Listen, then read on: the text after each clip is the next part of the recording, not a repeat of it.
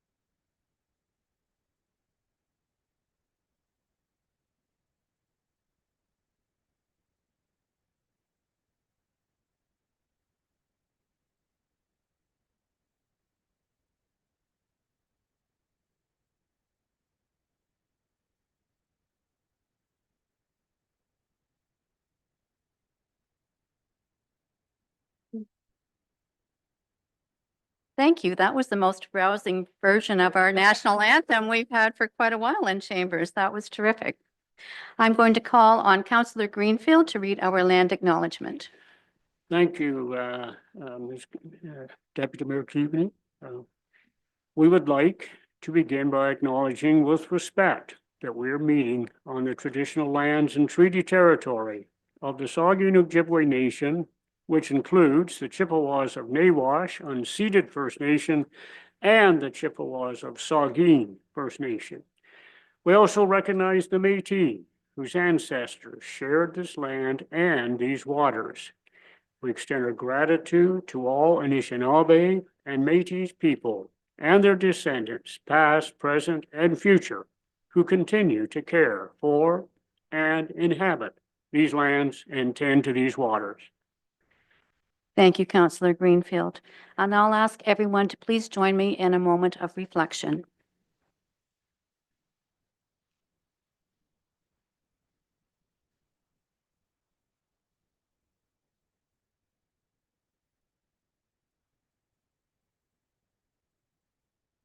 Thank you. Is there any disclosure of pecuniary interest around the horseshoe, recognizing that one can be declared at any time if so required? And seeing none, we'll move into announcements. Are there any announcements around the horseshoe? Councillor Urick. Thank you, Madam Chair. Couple of things, actually. One, I wanted to thank you. Saturday was the International Women's Day event held at United Church. Our deputy mayor served as honorary chair. It was a really good event. I just wanted to thank you for contributing to that. It was really well done. Secondly, I wanted to just mention that Bogner is coming up with their 2026 artesian flare market, Friday, March 27th from 7 to 9 p.m. and Saturday, March 28th from 10 to 2 p.m. So the Bogner Community Center, there will be local artists, one-of-a-kind treasures. So put that on your calendar. It's a little ways off, but I just wanted to make sure we got that out there well in advance. And if I may indulge, I have one more. I received an email from a ratepayer out Annan Way. But it's interesting what they're doing is they're planning and donating and selling or 117 acres of land to the Escarpment Biosphere Commission. That property happens to include Kiefer Creek and Kiefer Falls. So honestly, I've not even been to Kiefer Falls, so I'm sure Mr. Greenfield probably knows better than I. But anyway, it's a fairly generous offering.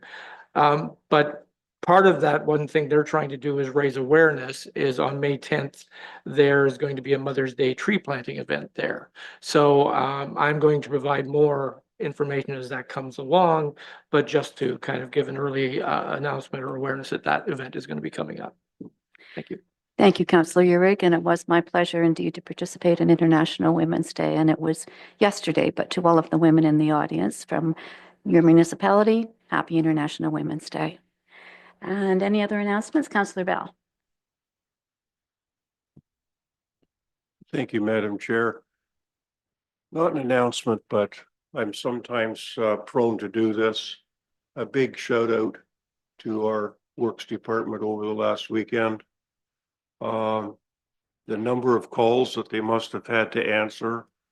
And where I live, I saw the roads washed out really hard. And graders and backhoes and everybody out working. And even on the weekend, our fire department, I believe, had to do a little switch with Inter Township because of a rescue operation in Owen Sound. So everybody pulled hard, bucked in, did an outstanding job. So I just wanted to say thank you for their steadfast work, and they certainly had their hands full with nature, the way it was acting with the sudden melting of snow. So I just wanted to say that, Madam Chair. Thank you for that, Councillor Bell. Any further announcements? I want to go to our CAO, who I believe, I'm sorry. Yes, Director Perry Maybe-Daw. Thank you, and through your worship. I wanted to echo Councillor Bell's thank you to our operations staff. They were working hard over the weekend with the winter thaw and storm event happening at the same time. They were busy protecting our infrastructure and reducing impacts that the residents saw. And as was identified, we know the impacts were widespread, and staff were working protecting our road network at the harbor, and as well our water and wastewater treatment plants were also impacted by the storm. And so we just wanted to make sure that that was echoed on our end as well. And as well, I want to wish farewell to our Manager of Transportation Services and Deputy Director, Jeff Fries, as he pursues a new opportunity. He has been with the municipality for almost 24 years, and it will be very hard or impossible to replace him. He has been integral in our operations and provided great leadership to the department. And so I just wanted to wish him farewell and thank him for everything that he has done while he's been with the municipality. Thank you, Tori. And I think I can echo from all of us around the horseshoe and, of course, from Mayor Kentner that we extend our gratitude to staff for their work this weekend, and also our best wishes for Jeff Fries. He will be missed in the municipality for sure. Over to you, CAO, for some further announcements. Thank you very much. Just wanted to make note or make mention that the TC Energy Ontario Pump Storage facility and TC Energy did submit their application to the IAC committee to initiate the planning phase, which is a 30-day commenting period. I do want to note, just for those in attendance and those watching, that 30 days runs from March the 6th to April the 6th. And that is a period where the IAC website is up and running, and comments can be made through that IAC for individuals' input to be recorded. So with that, thank you very much. Thank you, CAO Everett. And I did have a look at that website this morning, and I see that it's very easy to access the project description, which is just 37 pages. So I would encourage everyone to read that and to submit your comments to IAC. It's very, very important that that happens during this 30-day period. And I just also wanted to acknowledge everyone has on their desk a copy of the 2025 Year 2 Economic Development, Tourism and Culture Master Plan from our economic development staff at Grey County, Director Savannah Myers. And this is a really interesting and incredible read. And when you do that, you're going to say, oh my gosh, how on earth did they do all of that? But let me tell you, if you were present to hear the 2026 work plan, you would just be amazed and wonder how that staff at Grey County does what they do. They are absolutely incredible, and so appropriate that we have some members from county staff here with us today. But that economic development department is second to none. Anything further for announcements? Okay, we'll move on then to public participation. Members of the public are encouraged to provide council with their comments and questions. Presentations must be prearranged with legislative services before the agenda is released and will be limited to 10 minutes. If a member of the public wishes to make a deputation on items in the county agenda or ask a public question of council, they may do so either in person at the council chambers or remotely via Zoom. Members of the public wishing to make a deputation or ask a public question must register in advance with Legislative Services by 10 a.m. today, March 9th, 2026, by contacting Deputy Clerk at meaford.ca or calling 519-538-1060, extension 1110. An email with access information will be sent to those who register for remote participation. Deputations are limited to 5 minutes, and public questions are limited to 2 minutes. The public can watch this meeting live via the Municipality of Meaford's YouTube channel at www.meaford.ca/YouTube. Okay, so we'll move into presentations. Our first presentation today will be delivered by CAO Randy Scherzer from Grey County. And I believe we also have Deputy CAO Niall Lobley online. Are you there, Niall? Good morning. Good afternoon. Or think good it's morning. I can't afternoon. remember what time it is, but yes, I am here. Niall, it is 1:11. Thank you. Okay, that's terrific. Okay, so I'm going to invite Director Scherzer to come to the podium to deliver the presentation. And if you would introduce the staff that you have with you from the county. And the subject of the presentation is the Grey County road transfers. Thank you very much, and go ahead, Randy. Excellent. Thank you, Deputy Mayor and members of council, for including this matter on your agenda today. As the Deputy Mayor noted, my name is Randy Scherzer. I am the CEO for Grey County, and joining virtually is Niall Lobley, the Deputy CEO. With me also to help answer any questions that council may have is Pat Hoy, our Director of Transportation Services, as well as Sean Anthony, our Operations Manager. So we're here today to provide an update on the roads transfer project, highlight some next steps, and to, of course, answer any questions that council may have with respect to this project. If the chair is agreeable, we would recommend that we go through the entire presentation first. There may be some questions that you may have top of mind that we might be able to answer as we go through the presentation. And then we will happy to answer any questions towards the end if the chair is okay with that approach. Yes. So today's presentation is intended to provide clear, practical information to council about the proposed road transfers, in this case that affect the municipality of Meaford. We'll cover the why behind the project, the principles used that are to determine what should be transferred, the progress that have been made to date, the funding model, the transition work that still needs to occur that we'll work with municipalities on, and talk about proposed transfer dates. The goal of this project is improving the overall Grey County road network, and more specifically, addressing the competing roles and functions of county roads within urban areas. As identified by the most recent Transportation Master Plan and the actions that were previously approved as part of the County Official Plan update, which have now been incorporated as part of that OP review, a task force was established to review the county road network with a focus on improving the overall road system, including how roads function inside settlement areas. The review resulted in 2 core network improvement principles.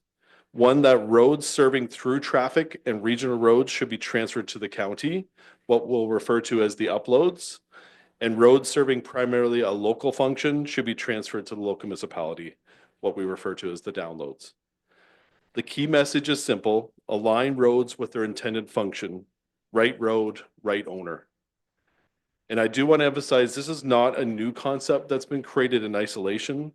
This is a county-wide, multi-year initiative that's been reviewed publicly, repeatedly, and in partnership with the member municipalities back through the Transportation Master Plan process 10 plus years ago, through the County Official Plan review process a few years ago, and ultimately culminating through the task force process over the last 2 to 3 years.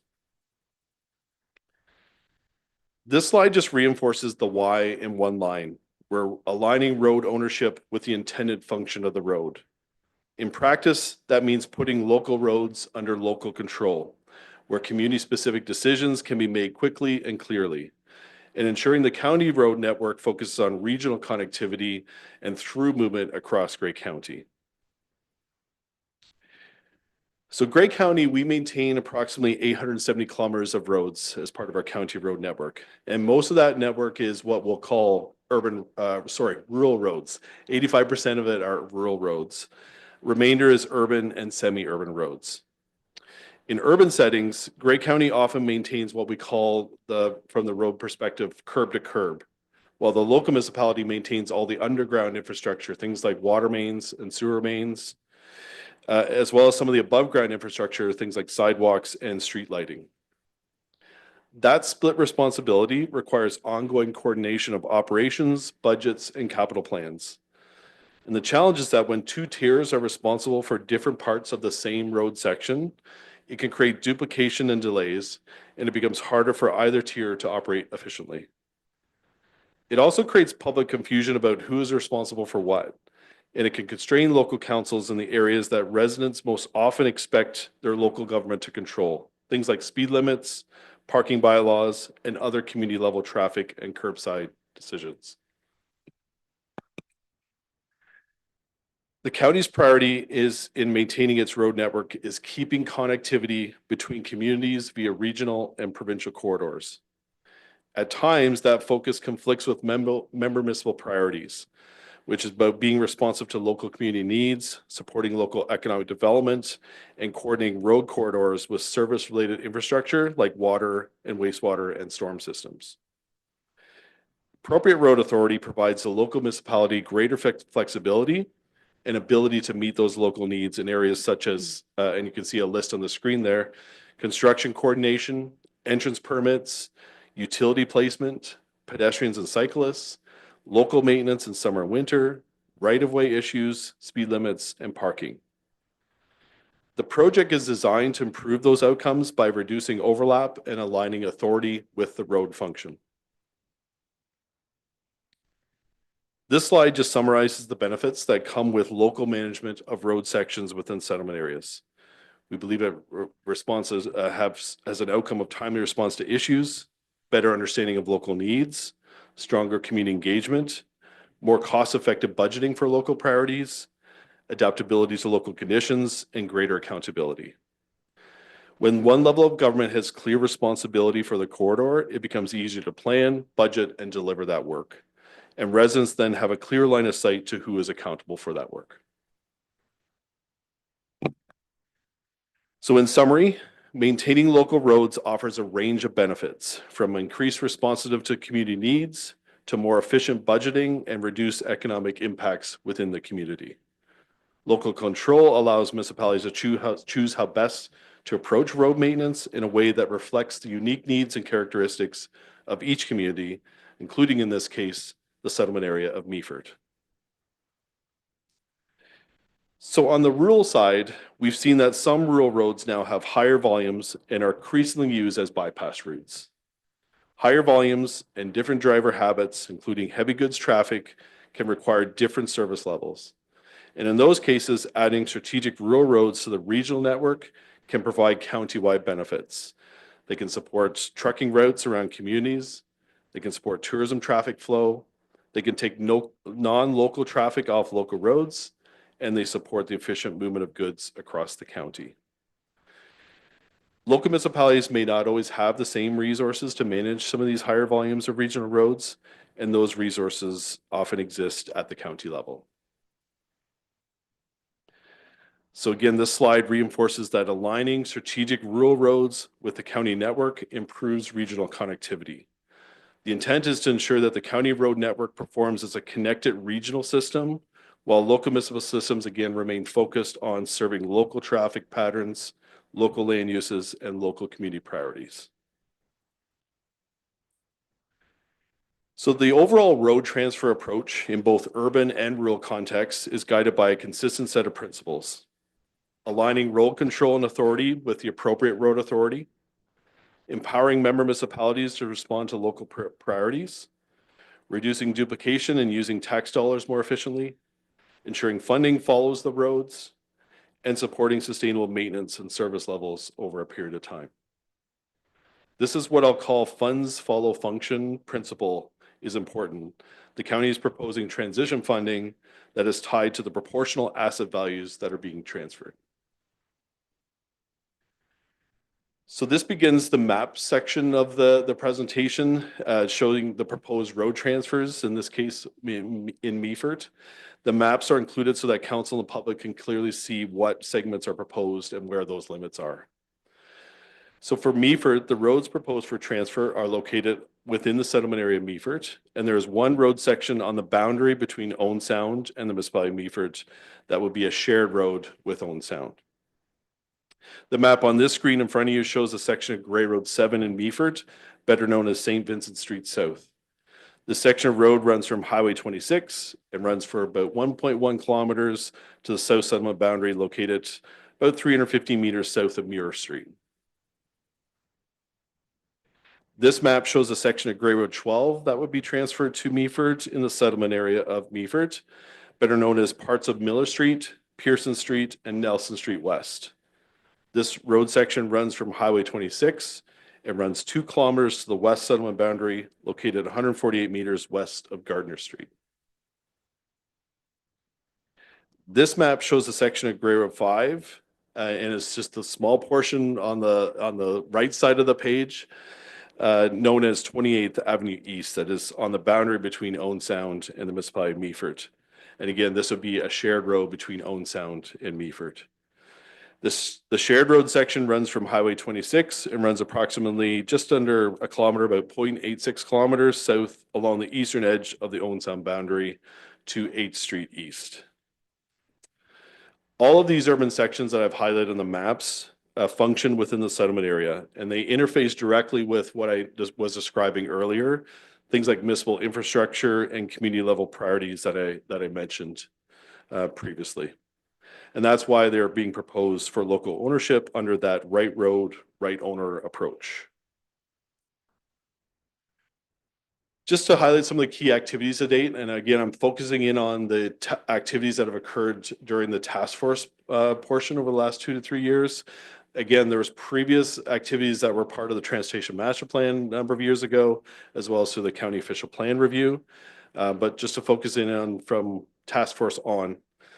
So the task force was formed in February 2023 and includes representation from all 9 member municipalities. There have been 8 open meetings with minutes reviewed publicly through Committee of the Whole, and that's approved then by Council. Combined, there have been 24 council meetings over the past 4 years where road exchange work was discussed in some form or fashion. In addition to formal meetings, staff have met with municipal staff to discuss exchanges, negotiate maintenance contracts where needed. We've shared those recent drafts of those contracts a couple of weeks ago, and we'll continue some of those conversations, and then shared also the details of the funding model.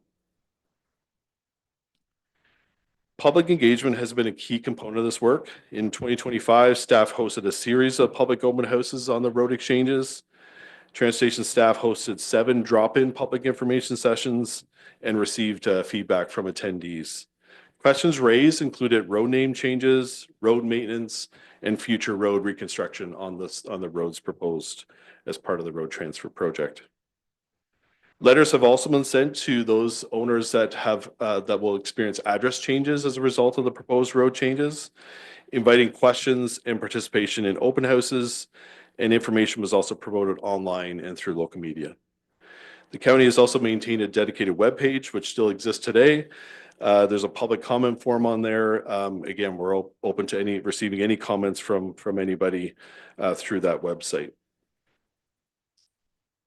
I'll now turn it over to Niall to talk about some of the funding model principles, and as long as this connection is good, and again, then we'll wrap it up for some questions following his portion of the presentation. Turn over to you, Niall. Thank you very much, Randy. Good afternoon, Deputy Mayor Keaveney and members of council. Can you hear me okay? Yes, we can. Awesome. So I have the pleasure of taking you through some of the funding model approach to how we've determined how to follow through on that equity funding piece that the CAO mentioned just a short while ago. So I can't see the slides that you can see at this point, but I'm guessing you can see one with annual reinvestment versus capital replacement value. And so our road network as a total, according to our 2023 asset management plan, is about $1.36 billion. If we were to have to replace the entire road network today, that's the value that it would be. So in 2026, as part of our capital budget program, we're going to be reinvesting, about 2% of that total value. So our capital budget this year is around about $22 million. As a proportion of the county's overall capital budget, that has been a reasonably stable number for a number of years. And it reflects, as I say, about 2% of the total value of our assets. So we're reinvesting about 2% every year, or about 2 cents on every single dollar. Over time, as we continue to reinvest that money, what we're essentially doing is reinvesting the entire asset replacement value about once every 50 to 60 years. That $1.36 billion of assets is one of the key pieces of data that help feed into the model by which we've developed a funding program for the transition. If we can move to the next slide, please.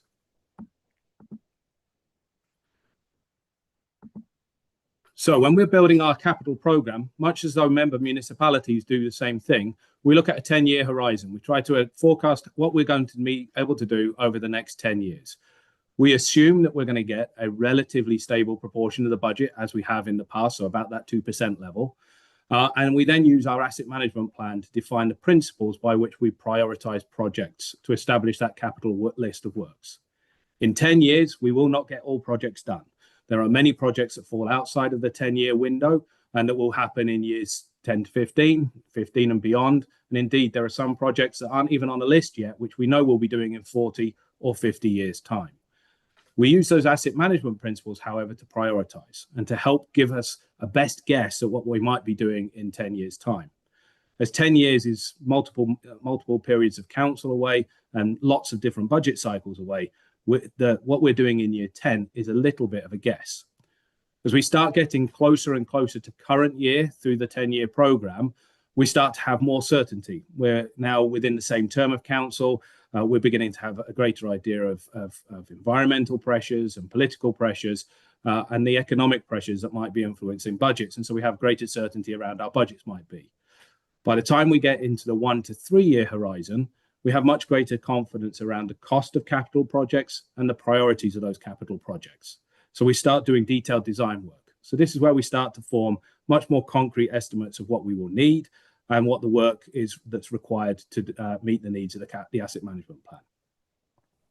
However, we're waiting for budget to be passed by county council. And so whilst we have a list of projects we'd like to do in any one particular year, they are always dependent on county council and the budget setting process. In years where county council trim the budget slightly, then we may have to defer projects to later years.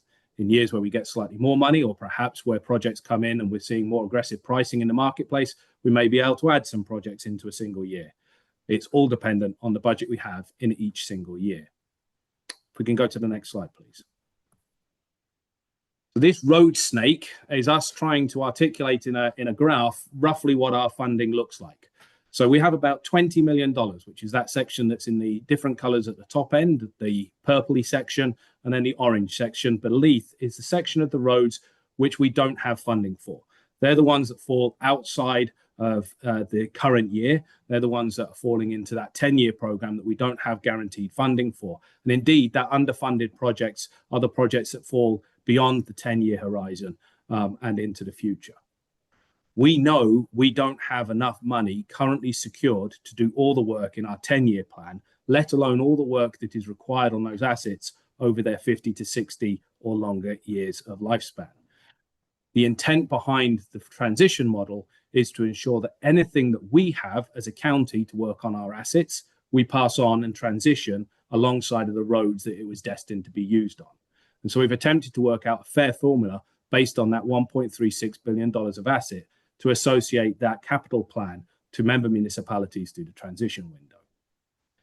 The early part of this road snake shows the portion of the funding which we transition to member municipalities, around about $2 million. It's about $2.3 million in the first year. So around about $2 million every single year will come off that $20 million of capital funding to transition with the roads which are going to member municipalities, leaving the county with an $18 million or thereabouts capital budget for our road segments.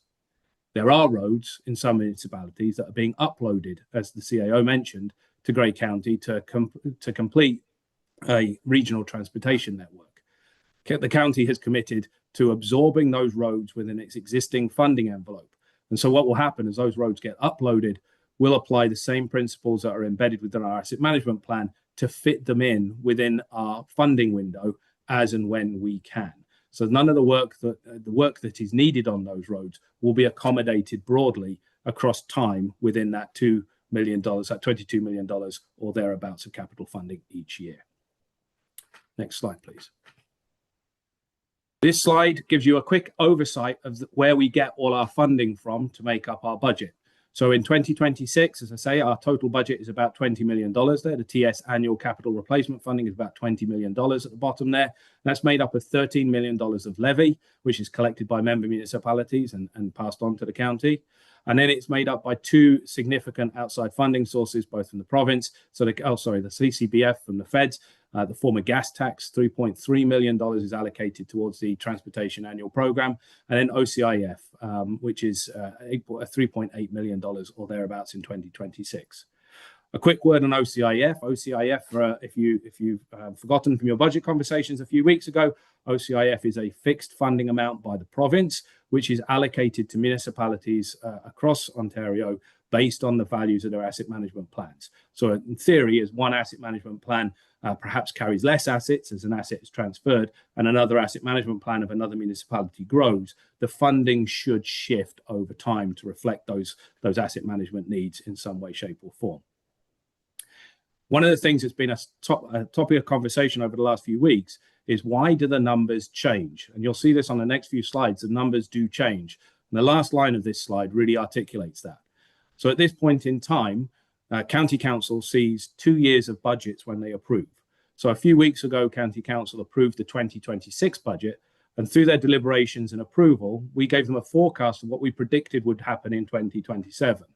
Currently, that prediction is a 6.57% increase in 2027, which would result in a capital plan for the transportation services team of $22.3 million, so about a $2 million increase.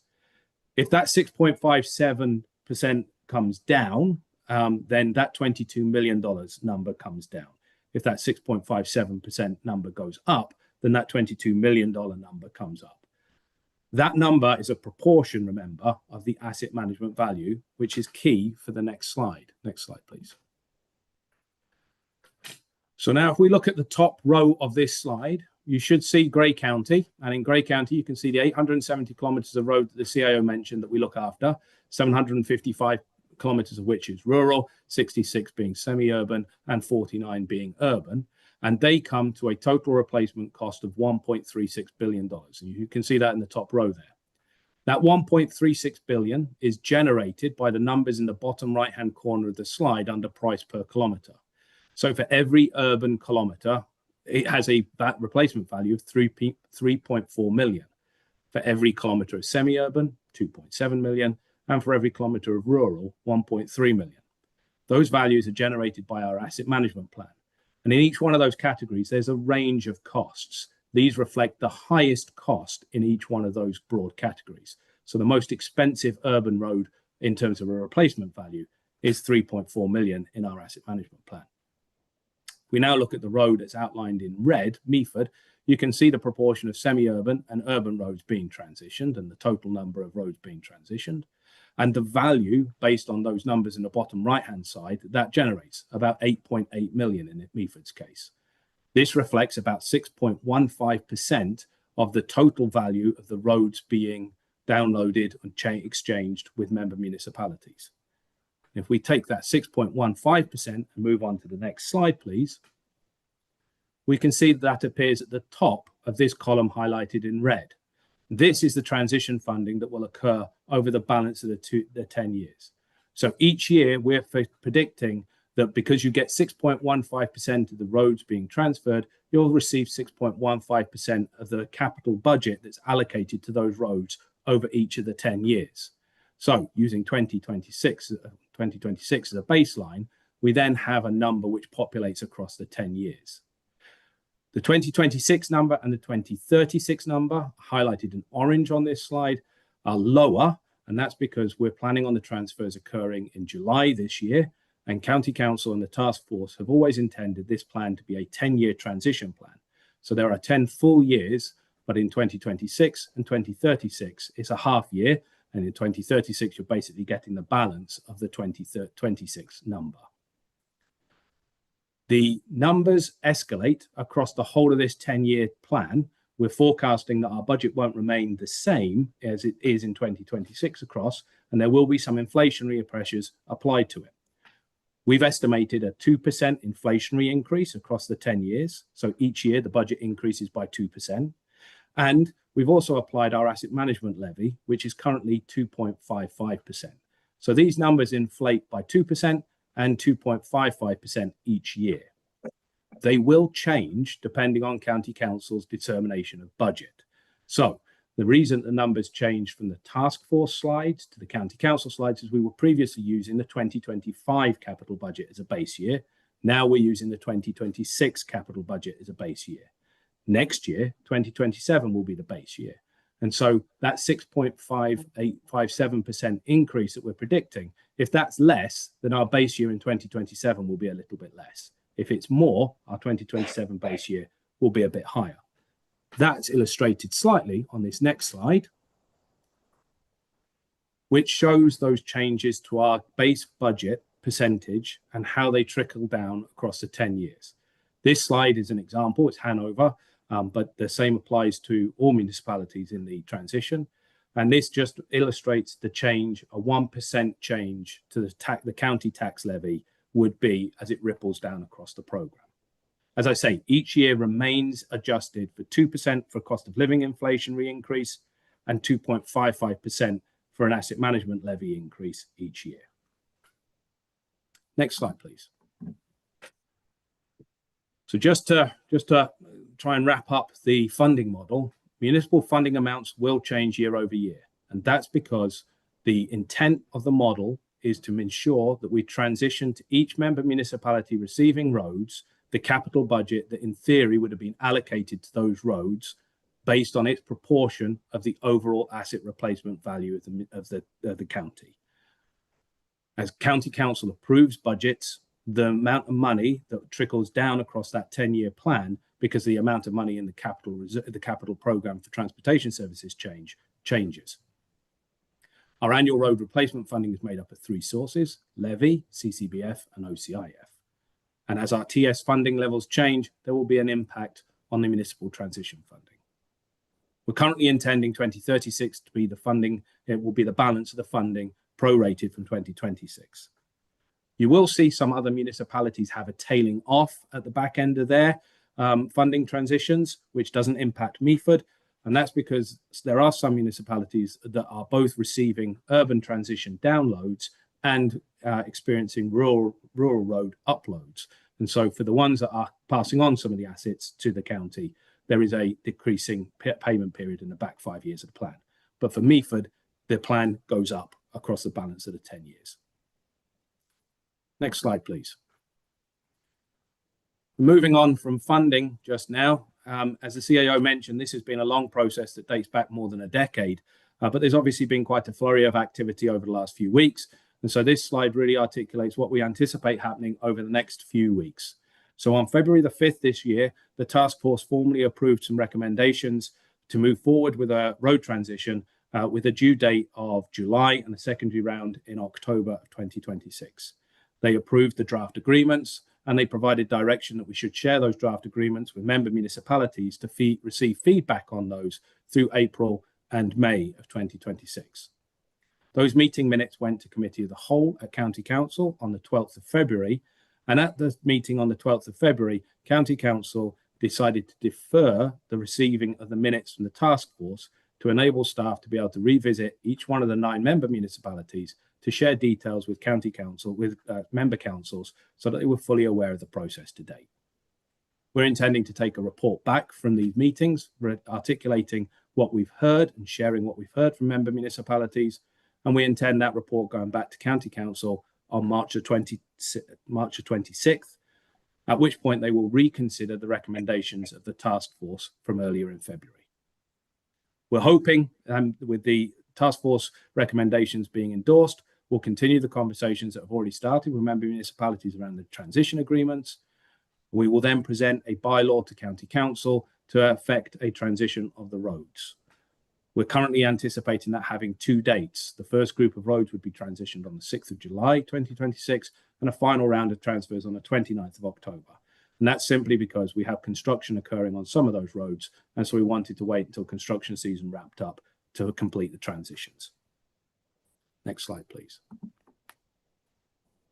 Each municipality has a template agreement that we've sent with you. And in fact, the template agreement has been populated with details for Meaford. So it's a specific agreement for Meaford. It's in draft, and we're looking forward to receiving feedback on the agreement.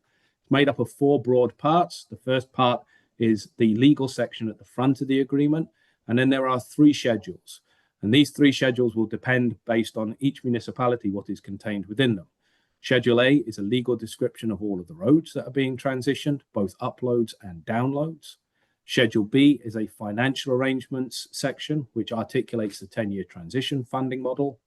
And I've always struggled with this one. Schedule C is the maintenance agreement. So particularly in the case of municipalities that are receiving urban roads, they may wish to continue to see those maintained by the county, either in summer or in winter, or particular parts of those roads, such as traffic intersections, lit intersections, that continue to receive maintenance via the county. And in those instances, the county will continue to provide services on a cost recovery basis. And section C of the agreement is essentially where there is the agreement between the county and the member municipality for those continued maintenance agreements. Next slide, please. So just to go over what we anticipate to be the next steps pending council's approval to move forward. So on March the 26th, we'll take back that report summarising the feedback from the 9 meetings we've had with member municipalities, which will wrap up this evening at Owen Sound. And then we will be working with staff in each one of the 9 member municipalities to finish the agreements, working on the maintenance agreements as needed, completing the legal descriptions of roads as needed, and making sure that the agreement meets the needs of both parties. Then the work shifts very much onto a focus on resident support and engagement. This particularly is focused on the fact there are over 300 properties who will go from being on a municipal street to a county road, or are currently on a county road that will go to a municipal street, a concession or a side road, for example. In the municipality of Meaford, there are 24 addresses, 24 properties that will change from being on a Meaford municipal address to being on going the other way, being on a Grey County Road address to going to a Meaford municipal address. And so we need to work with those 24 residents to inform them of their change in address. And we'll be extending a full suite of support through a sort of concierge service to make sure that residents are supported with any challenges they might face with address changes. That's helping residents to fill in forms as needed, making sure that they know where to go, who they need to phone, what forms they need, the sorts of things that they might need to change their address on. And indeed, if residents wish us to come and visit them, meet with them in a municipal office or in a local library, a community centre, or even in their home or place of business, we'd be quite happy to travel, help fill in forms, and make sure the residents are fully supported in changing their addresses. Hopefully, much to the satisfaction of the clerks, we have a slightly important event occurring later on in October this year. We want to make sure that everybody has their addresses right for that. And so we've already started work with Elections Ontario to understand how we can most efficiently and effectively change addresses for people in terms of their polling cards, to make sure polling cards get to people in plenty of time for the October elections. Next slide, please. Beyond working with residents, there's a significant amount of work that needs to be done behind the scenes to effect this change. It's really important we pick a date for the change to occur, and we need to know that well in advance so that we're able to identify that with various different agencies, not least of which the emergency services, so that if EMS, police, or fire are dispatched to an address, they know exactly where they're going, and the street signs reflect that. So we need to make sure that everybody knows what day the addresses are changing on, and we need to get out and make sure that all the signs are changed at all the intersections to make sure that there's accuracy in terms of finding people. There needs to be a significant amount of work done on transferring historical information. So on each one of our roads, we have a detailed file which we're working on, which talks about when we've entered into agreements with various different service providers, when fibre optic got laid, if there are gas lines under a road or alongside a road, the agreements we might have with Hydro and various other companies to run services alongside or under roads. We need to pull that together. We also want to pull together any capital work programs we might have in terms of work, any past designs that have been done. And so with each road being transitioned, there is a package of information which will go with it, which will fully detail the history to the extent that we have it on that road. We're anticipating and hoping that member municipalities uploading roads will do likewise. We also know that much as though we'd like the title to be clean on every single road we own, there will be times where title is a little bit less than clean. And so we're committed, the county is committed to making sure that clean title is provided to each one of the member municipalities. That may well take several years to resolve. And so we'll be working through that. And the county is committed to working through that so that when title eventually arrives with member municipalities, it will be clean, clear, and ready for you to use. There's a bunch of other work, not least of which is changing things like Google and our GIS system. So there's quite a lot of administration behind the scenes in effecting the road transfers. Next slide, please. So some key dates. I'll add one to this list. So March the 26th is when we head back to County Council with the recommendations from Task Force to be reconsidered. Then July 26th would be the transfer of the roads in the town of Meaford. And in October 29th, 2026 would be a second round of transfer for roads where the county has current capital works ongoing. Next slide, please. And I'll leave you with a bit of a conclusion before turning it back to the CAO and yourself, Deputy Mayor, to manage questions. So road exchanges are designed to better align road ownership with the intended function of the roads. The urban transfers are designed to try and improve efficiency, allow better responsiveness and local control to sit where local control best is needed. The rural transfers are designed to enhance the overall regional connectivity of the county road system. We're intent on making sure the member municipalities are supported through this transition. And so there is a transition program which has been based, we believe, in an equitable fashion based on the replacement asset value for 10 years to support member municipalities through the transition.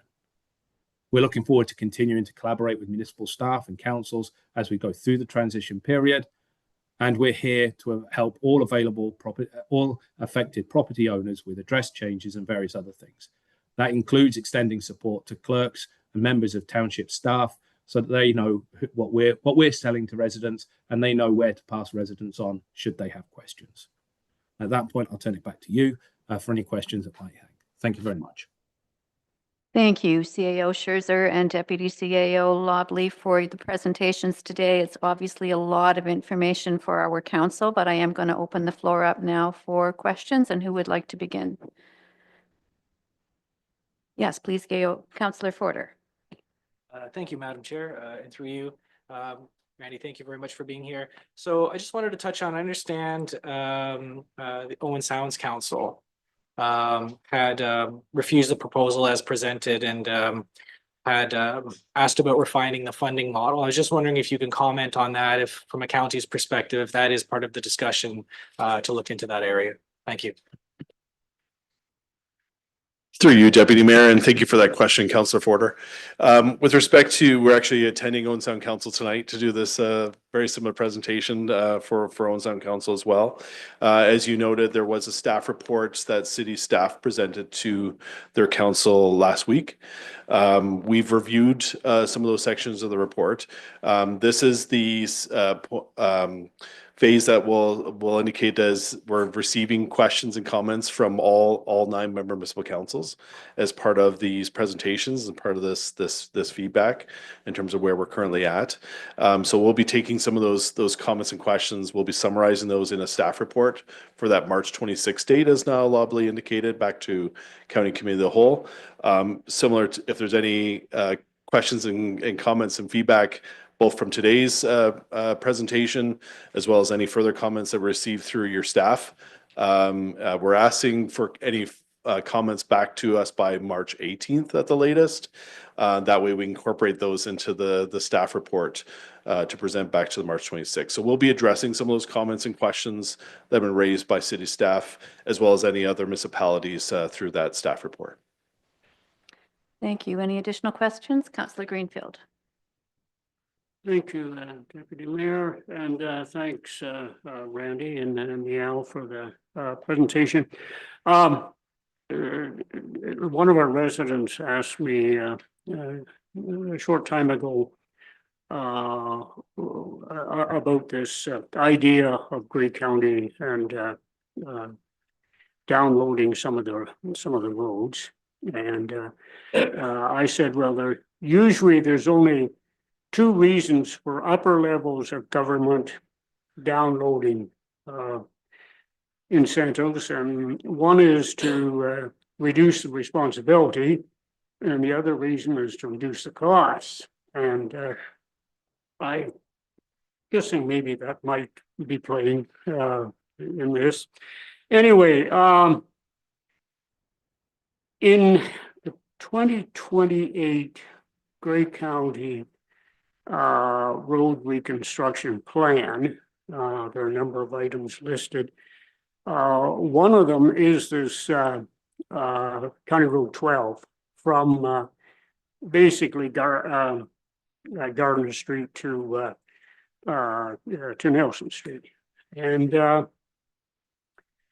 I believe it talks about pulverizing, repaving. I think it also includes, also mentions culverts, and I believe it also mentions, if not bike lanes, at least paved shoulders. And the county has a total cost in there of $2.6 million in 2028. Now, this is a stretch of the road the county is going to donate to the municipality. And over 10 years, we would receive approximately $1.9 million. I'm really having trouble putting these two different figures together. Now, granted, municipality Meaford does construction in a very frugal manner, but whether we can do it $700,000 cheaper than the county, I really wonder. So can you tell me why that different? It seems to me that and I know the folks from the county have obviously studied into this cost and estimated it, and I'm confused. I'm confused with the two different figures. Can you help me out? Yes. Through you, Deputy Mayor, I'll try to help you out, but I'll turn any specifics over to our Director of Transportation Services, Pat Hoy, with respect to the specific capital projects you've cited. Just in general terms, so as Niall indicated, we've tried to quantify the transition funding model based on the replacement values from an asset management plan perspective, and looking at on average what those urban sections of roads would be on a per kilometer basis. And so that's how the best way we could come up with, and through the task force work and through the county council work, to try to provide as a fair and equitable model as possible. As Niall Lobley indicated, our Deputy CEO, capital projects sometimes change. And so when you look at just the 10-year forecast, some of those models change. We recognize, though, as Niall indicated, some of those projects, as you get closer to the 1 to 3 years, there's a bit more certainty in terms of those costs and whether or not improvements are actually required as part of those 1 to 3 year windows. As you noted, now we're getting closer into 2028. As you noted, some of those greater 12 projects, we are getting a bit closer to that smaller window. So these are some of the comments and questions we expect back from staff and from council, back for consideration that we would bring forward to county council.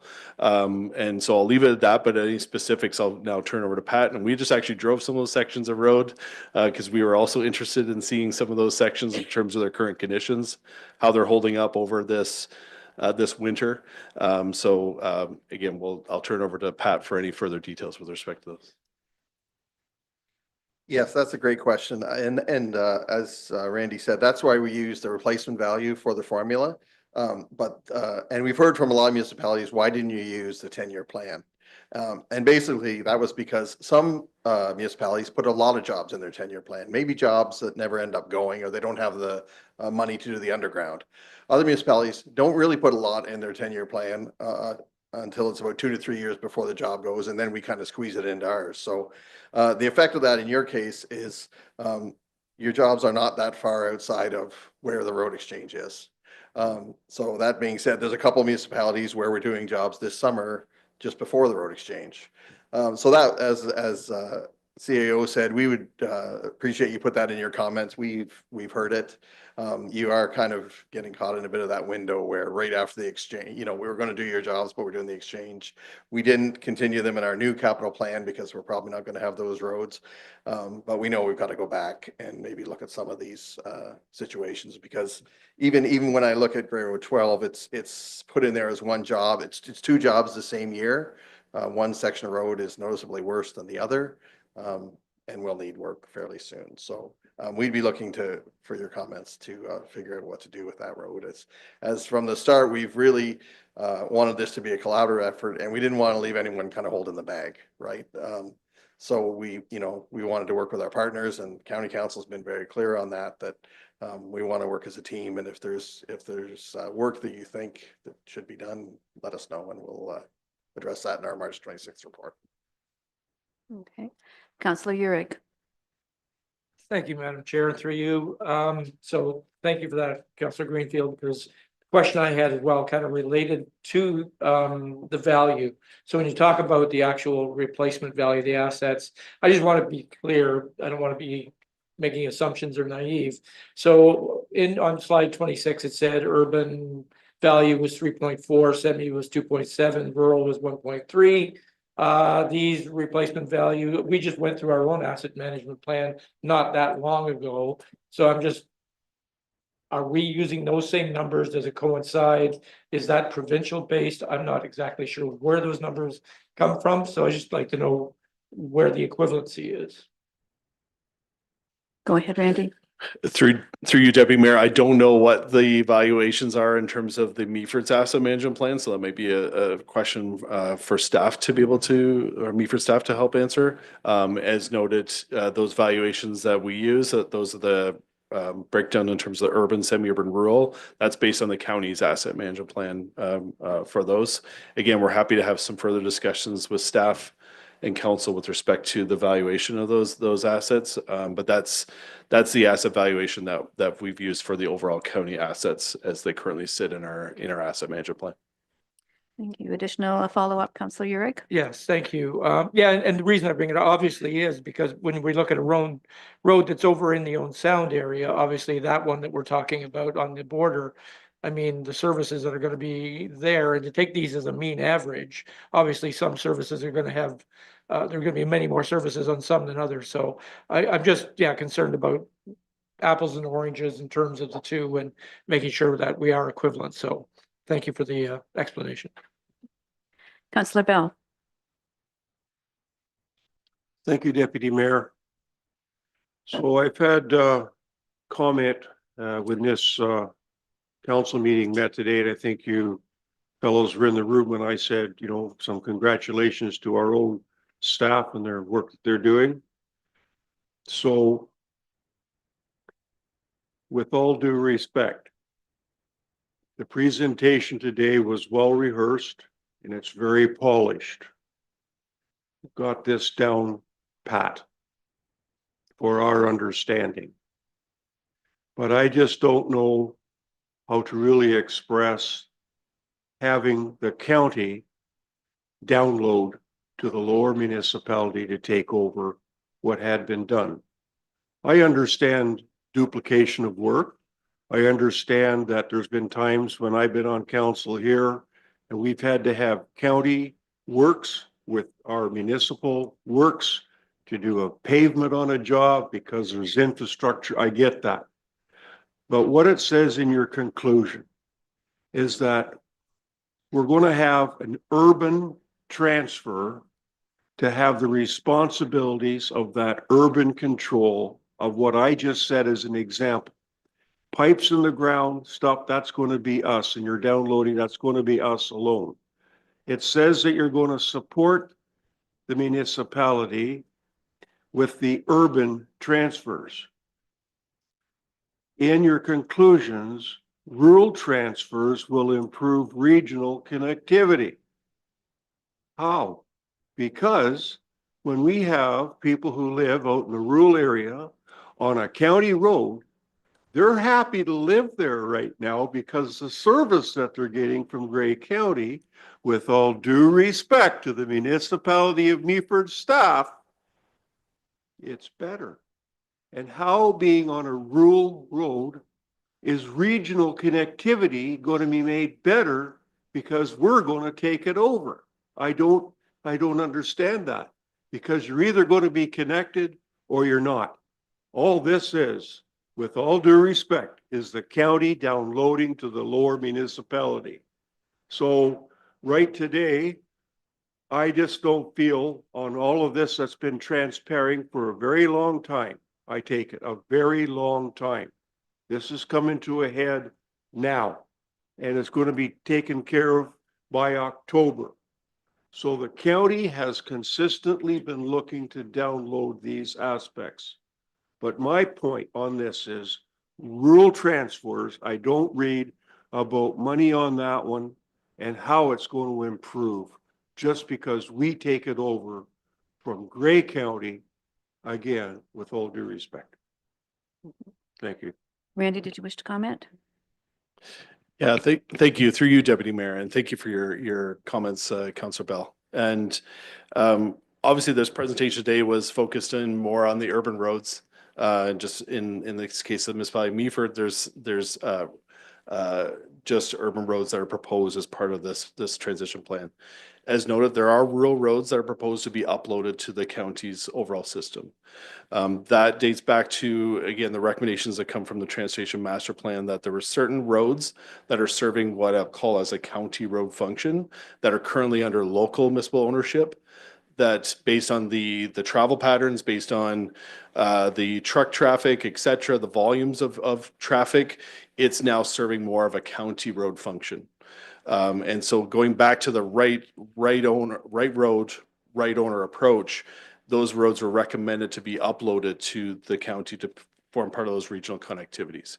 Now, that's the regional connectivity pieces as it relates to the rural road sections. Again, this presentation is focusing on the urban presentations, just because in this case of Meaford, we're just talking about the urban transfers in Meaford. There's no rural roads. In most cases for the rural roads, what I'll call is there's a rural road exchange. So there's a road that's going to be uploaded to the county in exchange for a section of road that would be transferred to the local municipality. And again, when you look at, if we were to start over today in terms of looking at our overall county road network and from a regional connectivity perspective, there'd be certain roads where we would have drawn differently in terms of who owns what. And so some of those sections that are recommended through the task force and through county council will be uploaded to the county in terms of, again, they're serving more of a county road function. Back to the urban roads in terms of those pieces. And we've heard through the discussions and previous conversations with staff and through some of your reps, your municipal reps, that the maintenance considerations for some of those roads, as you noted, they're still serving a higher volume than maybe what currently you have your staff resources and capacity could look after from a maintenance perspective. As noted, county staff and through the task force and county council had offered to continue to maintain those sections of roads until those capacity and resources may become available at some point in time, or indefinitely until as part of that. As Niall indicated as part of his presentation, those will be maintained on a cost recovery basis. And those are the details to still be worked out through council's discussions, through further staff discussions on the road agreement perspective. That's Schedule C to that agreement, where it spells out what we think would be the maintenance requirements based on previous discussions. Again, that's all open for conversations and discussions about what makes the most sense for, in this case, Meaford, to be able to either for the county to continue to maintain those roads on a cost recovery basis, or for your staff resources to do that. And we're happy to have further conversations for sure. Okay, Councillor Bell, a follow-up? Well, thank you for that. I'm glad I asked about that rural transfer and how it is going to improve regional connectivity. So if we're uploading it, I can now see that very clearly. So now what we have to concentrate on is our urban center roads. Again, being downloaded just to us. Thank you. Councillor Ennis? Through you, Deputy Mayor. I just want to make sure that I understand something right, and then if I do, I have a follow-up. So, Deputy CAO Lobley had said that part of the planning in terms of how to provide funding is directly tied to the maintenance budget that County Council would theoretically be providing for each year. Okay, so I'm a little bit worried that if we end up in a situation where the county is looking at how to save a couple of percentage points on their overall budget, that they might then just decide to allocate zero to what they would have applied to those specific roads, sort of using that as a way to lower their budget presentation at our expense. Randy? Through you, Deputy Mayor. So I guess at this stage, what the Road Task Force and County Council is committed to is at least sharing our proportion share of what we would normally spend on urban sections of road, again, based on asset management replacement value. We have shared with the current conditions of the various assets of those road sections. And if there's, again, any comments or questions with respect to those, we heard through Councillor Greenfield today, some of the comments about Grey Road 12 and some of those capital needs more within the next 1 to 3 year window. If there's any further those comments, we've heard some comments, just so you're aware, from other municipalities about some bridge conditions. And so, again, any further comments and questions as it relates to the conditions of any of those assets that are proposed to transfer, we're happy to have those conversations with your staff through this council, again, for consideration to County Council. Again, based on the tight windows that we're working within, because we want to try to get this information back to County Council as per their deferred motion, we're asking for some of those comments and feedback by March 18th. We will make ourselves available for any questions and comments that staff may have between now and that time period. That makes sense. So am I right in understanding that the current sort of preliminary proposals of funding are based on like an average per kilometer of that type of road, not necessarily tied to that specific piece of road and its condition and what it needs and how it's being used specifically?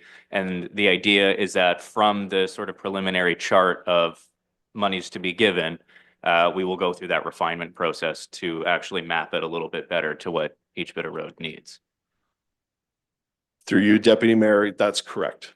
So that's how it's been evaluated in terms of the transition funding model to date.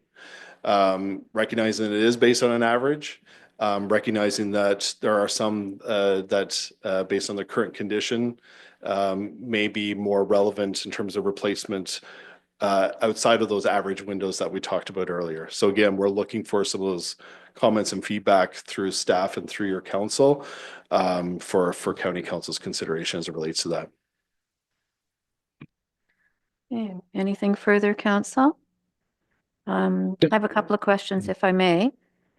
The first one is for Deputy CAO Lobley. Niall, can you just clarify for me the section of Grey Road 5 that we're seeing today? In prior conversations, we talked about the 2 urban sections from Meaford. So in relation to the 0.86 kilometers of Grey Road 5 being a shared road with Owen Sound, can you just tell us about the breakdown of that in the numbers that we're seeing in front of us?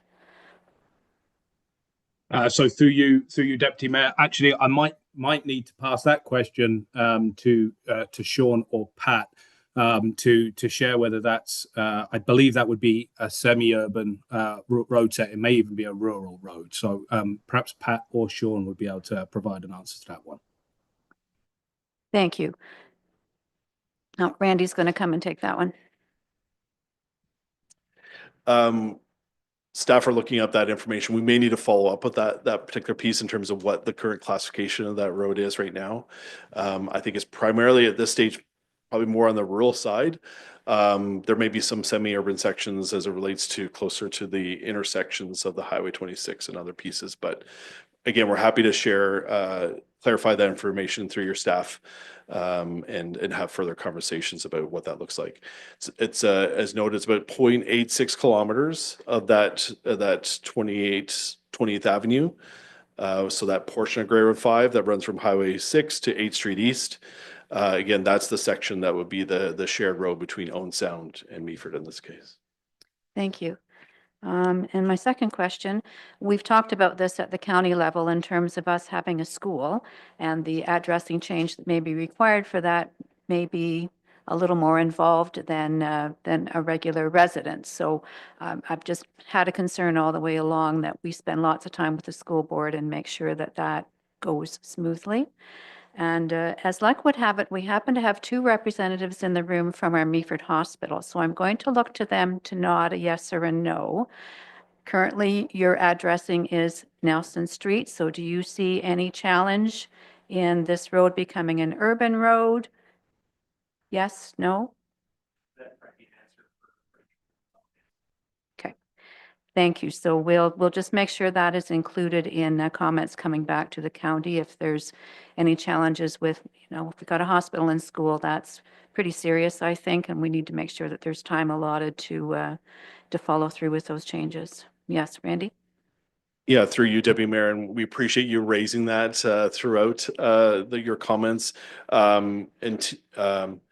Once we know kind of where we're going after the March 26th meeting, we're happy to have some further outreach and conversations with, in this case, the school board, and we'll reach out to Bright Shores and any other businesses or organizations that may be on these stretches of road, just to make sure that they have no concerns with respect to the proposed transfers. Thank you very much. One more chance for council. Any questions before we, yes, Councillor Ennis? Yeah, thank you. Just through you to Sean, I'm just wondering, given that we've today learned that we've lost Jeff Fries from staff, I'm just wondering, with the kind of tight turnaround on the comment period there, I think it was 9 days from today, I want to make sure that we have the right staff support and institutional knowledge to be able to comment. And I'm just wondering if we're feeling that we don't, maybe we should ask for an extension to the comment period. Through Deputy CAO Mayor Chair. to Councillor Ennis. From a standpoint of staff capacity, I feel pretty confident that we have the staff capacity to be able to provide the comments and utilize Mr. Fries from the corporate knowledge of these roads. I think the points raised about Bright Shores and the Blue Water District School, I think are very good questions. I know I've talked to county staff in regards and made our concerns made them aware of our concerns about the municipal election coming up, even though there's only 25 or 24 properties. There's a lot happening around the election time, and changing of the addresses doesn't really help things. So, but from an internal staff, I believe we're well positioned to be able to provide the comments back to the county. Okay. Thank you very much, everyone. And I'm glad that we invested a good amount of time in that. It's a really important conversation today. So I want to extend our thanks to CAO Scherzer, to Pat and Sean, and to Niall Online for attending our meeting today. And comments will be forthcoming. Okay. So we will move on now. Our second presentation today from Tony Hayrow and Vince Rogers, the Meaford Hospital Foundation. They're going to provide their 2026 update for us. And you've got the microphone on. You're all set. Very good. Thank you. My name is Tony Hayrow, and I'm here with my colleague Vince Rogers from the Meaford Hospital Foundation. Thank you, Deputy Mayor. Thank you, members of council and others attending to give us a few moments. Wanted to talk about, really provide two updates. One, what are the activities and progress that has been made both by the foundation and by Meaford Hospital? And second, to talk about some potential areas of increased collaboration and partnership between the Meaford Hospital Foundation and the municipality. So with that, I'll launch us through. Both the foundation and Meaford Hospital are part of the Bright Shores Health System. So I thought it might be a useful moment to just talk about that health system, what it is and how it works, just to provide some kind of baseline clarity of how we in the foundation and we in the hospital participate in the larger health system across the communities that we serve. So in the graphic, it describes really the 6 hospitals that comprise the Bright Shores Health System, our hospital, Meaford Hospital being one of them, as well as the Wellness and Recovery Center. It really is designed around a broad-based community service with specific areas of focus for each of the hospitals. So for example, in the Meaford case, we have a specialty in ophthalmology and day surgery. I'm going to talk a little bit more about the services that the Meaford Hospital provides in a moment. Wyerton has an acute care facility that is funded, increasingly funded, if you will, beyond just an average hospital bed. So it's based on a principle of having a shared spoke and hub model with the Owen Sound largest facility at the hub across the portfolio. If we take a second and look at the size and the scope of the Bright Shores organization, of which our hospital and our foundation is a part, the annual budget is almost $300 million across all of the sites, funding 242 beds, of which 15 are located right here in Meaford, and has over 2,100 employees. So it's certainly, even at an Ontario scale, is a significant sized health services facility. So that gives, like, I'm hoping, some kind of size and scale, if you will, to the Bright Shores organization, of which Meaford is a part.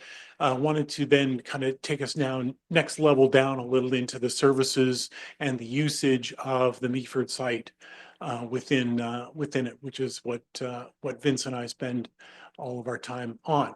So from a care by the numbers point of view, these again are Bright Shores statistics that provide an overall sense of the patient care by its various components. I'll give a couple of highlights just so you can follow along how the chart is created. If, for example, for inpatient care, there are about 11,000 inpatient entries into the system in the average year, 5.5 million lab tests, so a lot, and over 14,000, I'm sorry, MRI scans per year. So this gives the picture of the care for the Bright Shores system. I'll talk about a subset of that when we talk about the Meaford Hospital in just a second. The Meaford Hospital, from a services point of view, I wanted to give some highlights of what those services are. Not everyone is aware of all of the capabilities that we have right here in Meaford, and it's a wonderful thing for each of us as community members. So just wanted to highlight them. From a surgical perspective, we have day surgery that includes ophthalmology. There's a very significant investment in ophthalmology in Meaford in recent years. So it's included as a significant part of day surgery. That's combined with orthopedics, as well as endoscopy services that are offered on a day surgery basis. We have a number of outpatient clinics as well.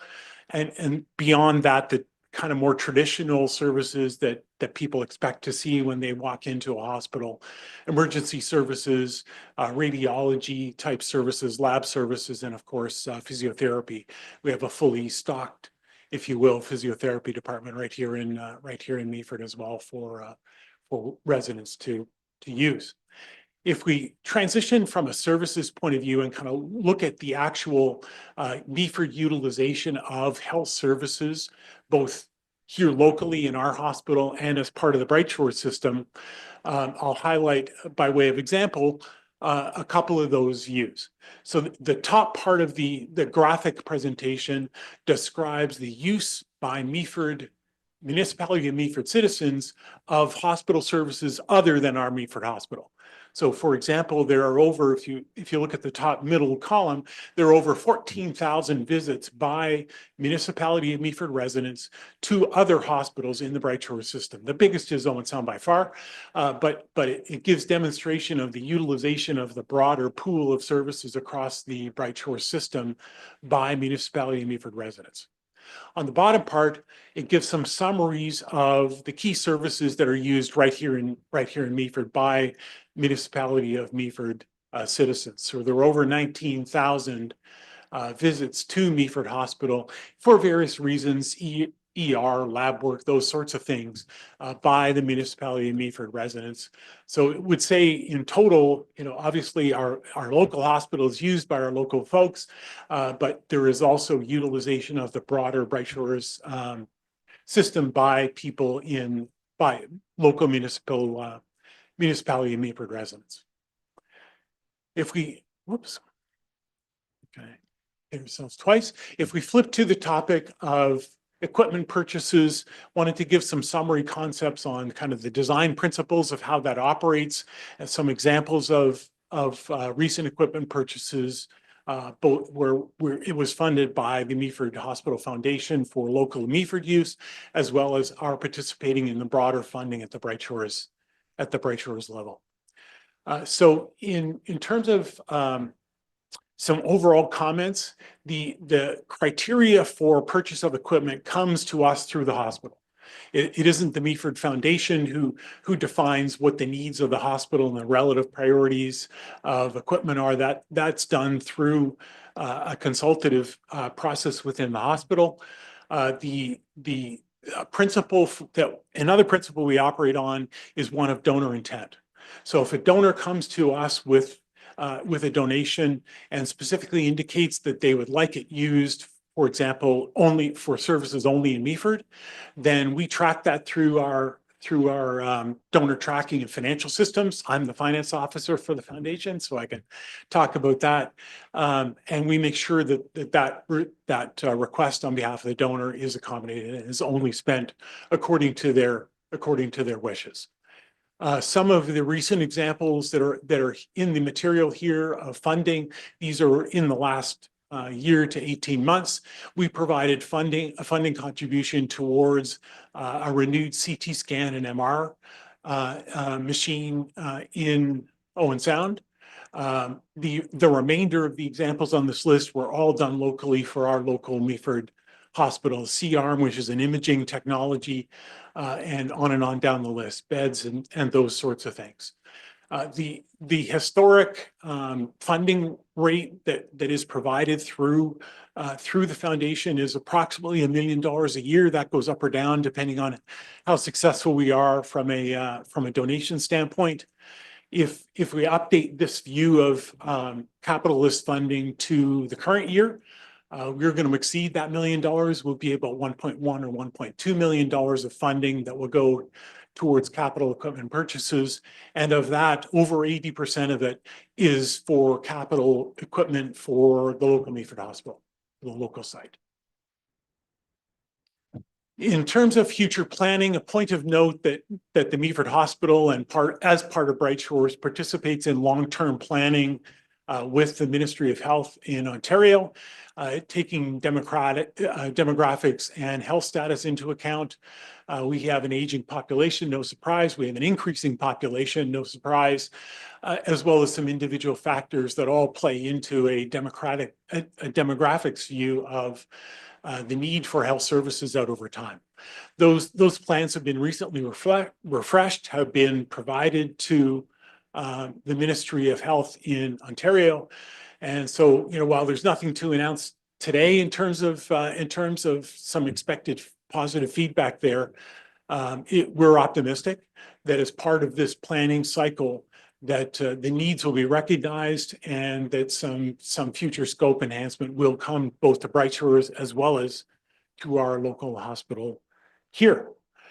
From an investment and a partnership standpoint, wanted to start by thanking all of you on behalf of this council and prior councils for your support of the Meaford Hospital Foundation. Thank you for your contribution from last year. A request to you to consider an increase in that contribution if budgets and other things allow, given the costs of living and demand for services that you just saw. And then to talk about a couple of areas where we may be able to provide an enhanced partnership framework between the Hospital Foundation and the municipality and council. The first one might be a participation on behalf of the hospital, an active participation in discussions with the CBA and TC Energy. Those could be broadened to a Bright Shores level if that was appropriate as well. But we would think that just given the potential for impact to the hospital and for health services, that might be useful dialogue for us to be part of. Another example of it might be as these new, hopefully new services are considered and funded through the province, that we would have an ability to partner with the municipality of Meaford on a long-term sort of pledge basis, as opposed to kind of dealing with ourselves on an annual contribution basis. We would certainly like to support, don't have a financial, framework mandate to, but if there's any support that we can provide as well on doctor recruitment and family health team, we'd certainly like to continue dialogues on those topics as well. As always, I think it's the accountability of the foundation to make sure that we're providing feedback on the services and what the proponent of your contributions came towards. So we would continue to do that over time. At the end of the day, Vince and I spend all our time talking with the hospital about how we can advance funding close to home for Meaford. So we thank you for your time and open it up for questions, comments. Thank you, Mr. Hayrow. Are there any questions from council? I just have one while council are pondering. In the last slide, we mentioned doctor recruitment and family health team, and you suggested at this point in time, Mr. Hayrow, that there isn't a mandate to financially support doctor recruitment. And I'm curious to know if there's a likelihood of any conversation with the foundations to reconsider that. Maybe I defer to you, Vince, if you have comments on that topic. Deputy Mayor, Councillor. My discussions with Bright Shores is that the foundation does not, but the Bright Shores itself is contributing to doctor recruitment currently, and I know they are very open to it, and I believe Ann Porter, CEO, and yourself have had conversations regarding that. So, as you know, it's a very dynamic situation, but Bright Shores itself is currently contributing, and I believe will be contributing in the future towards that. Yeah. Thank you very much, Mr. Rogers. Councillor Greenfield. If I may, first of all, one comment. I'm really glad to see that the number of people living past 70 will increase steadily over the next 20 years. It's a good news.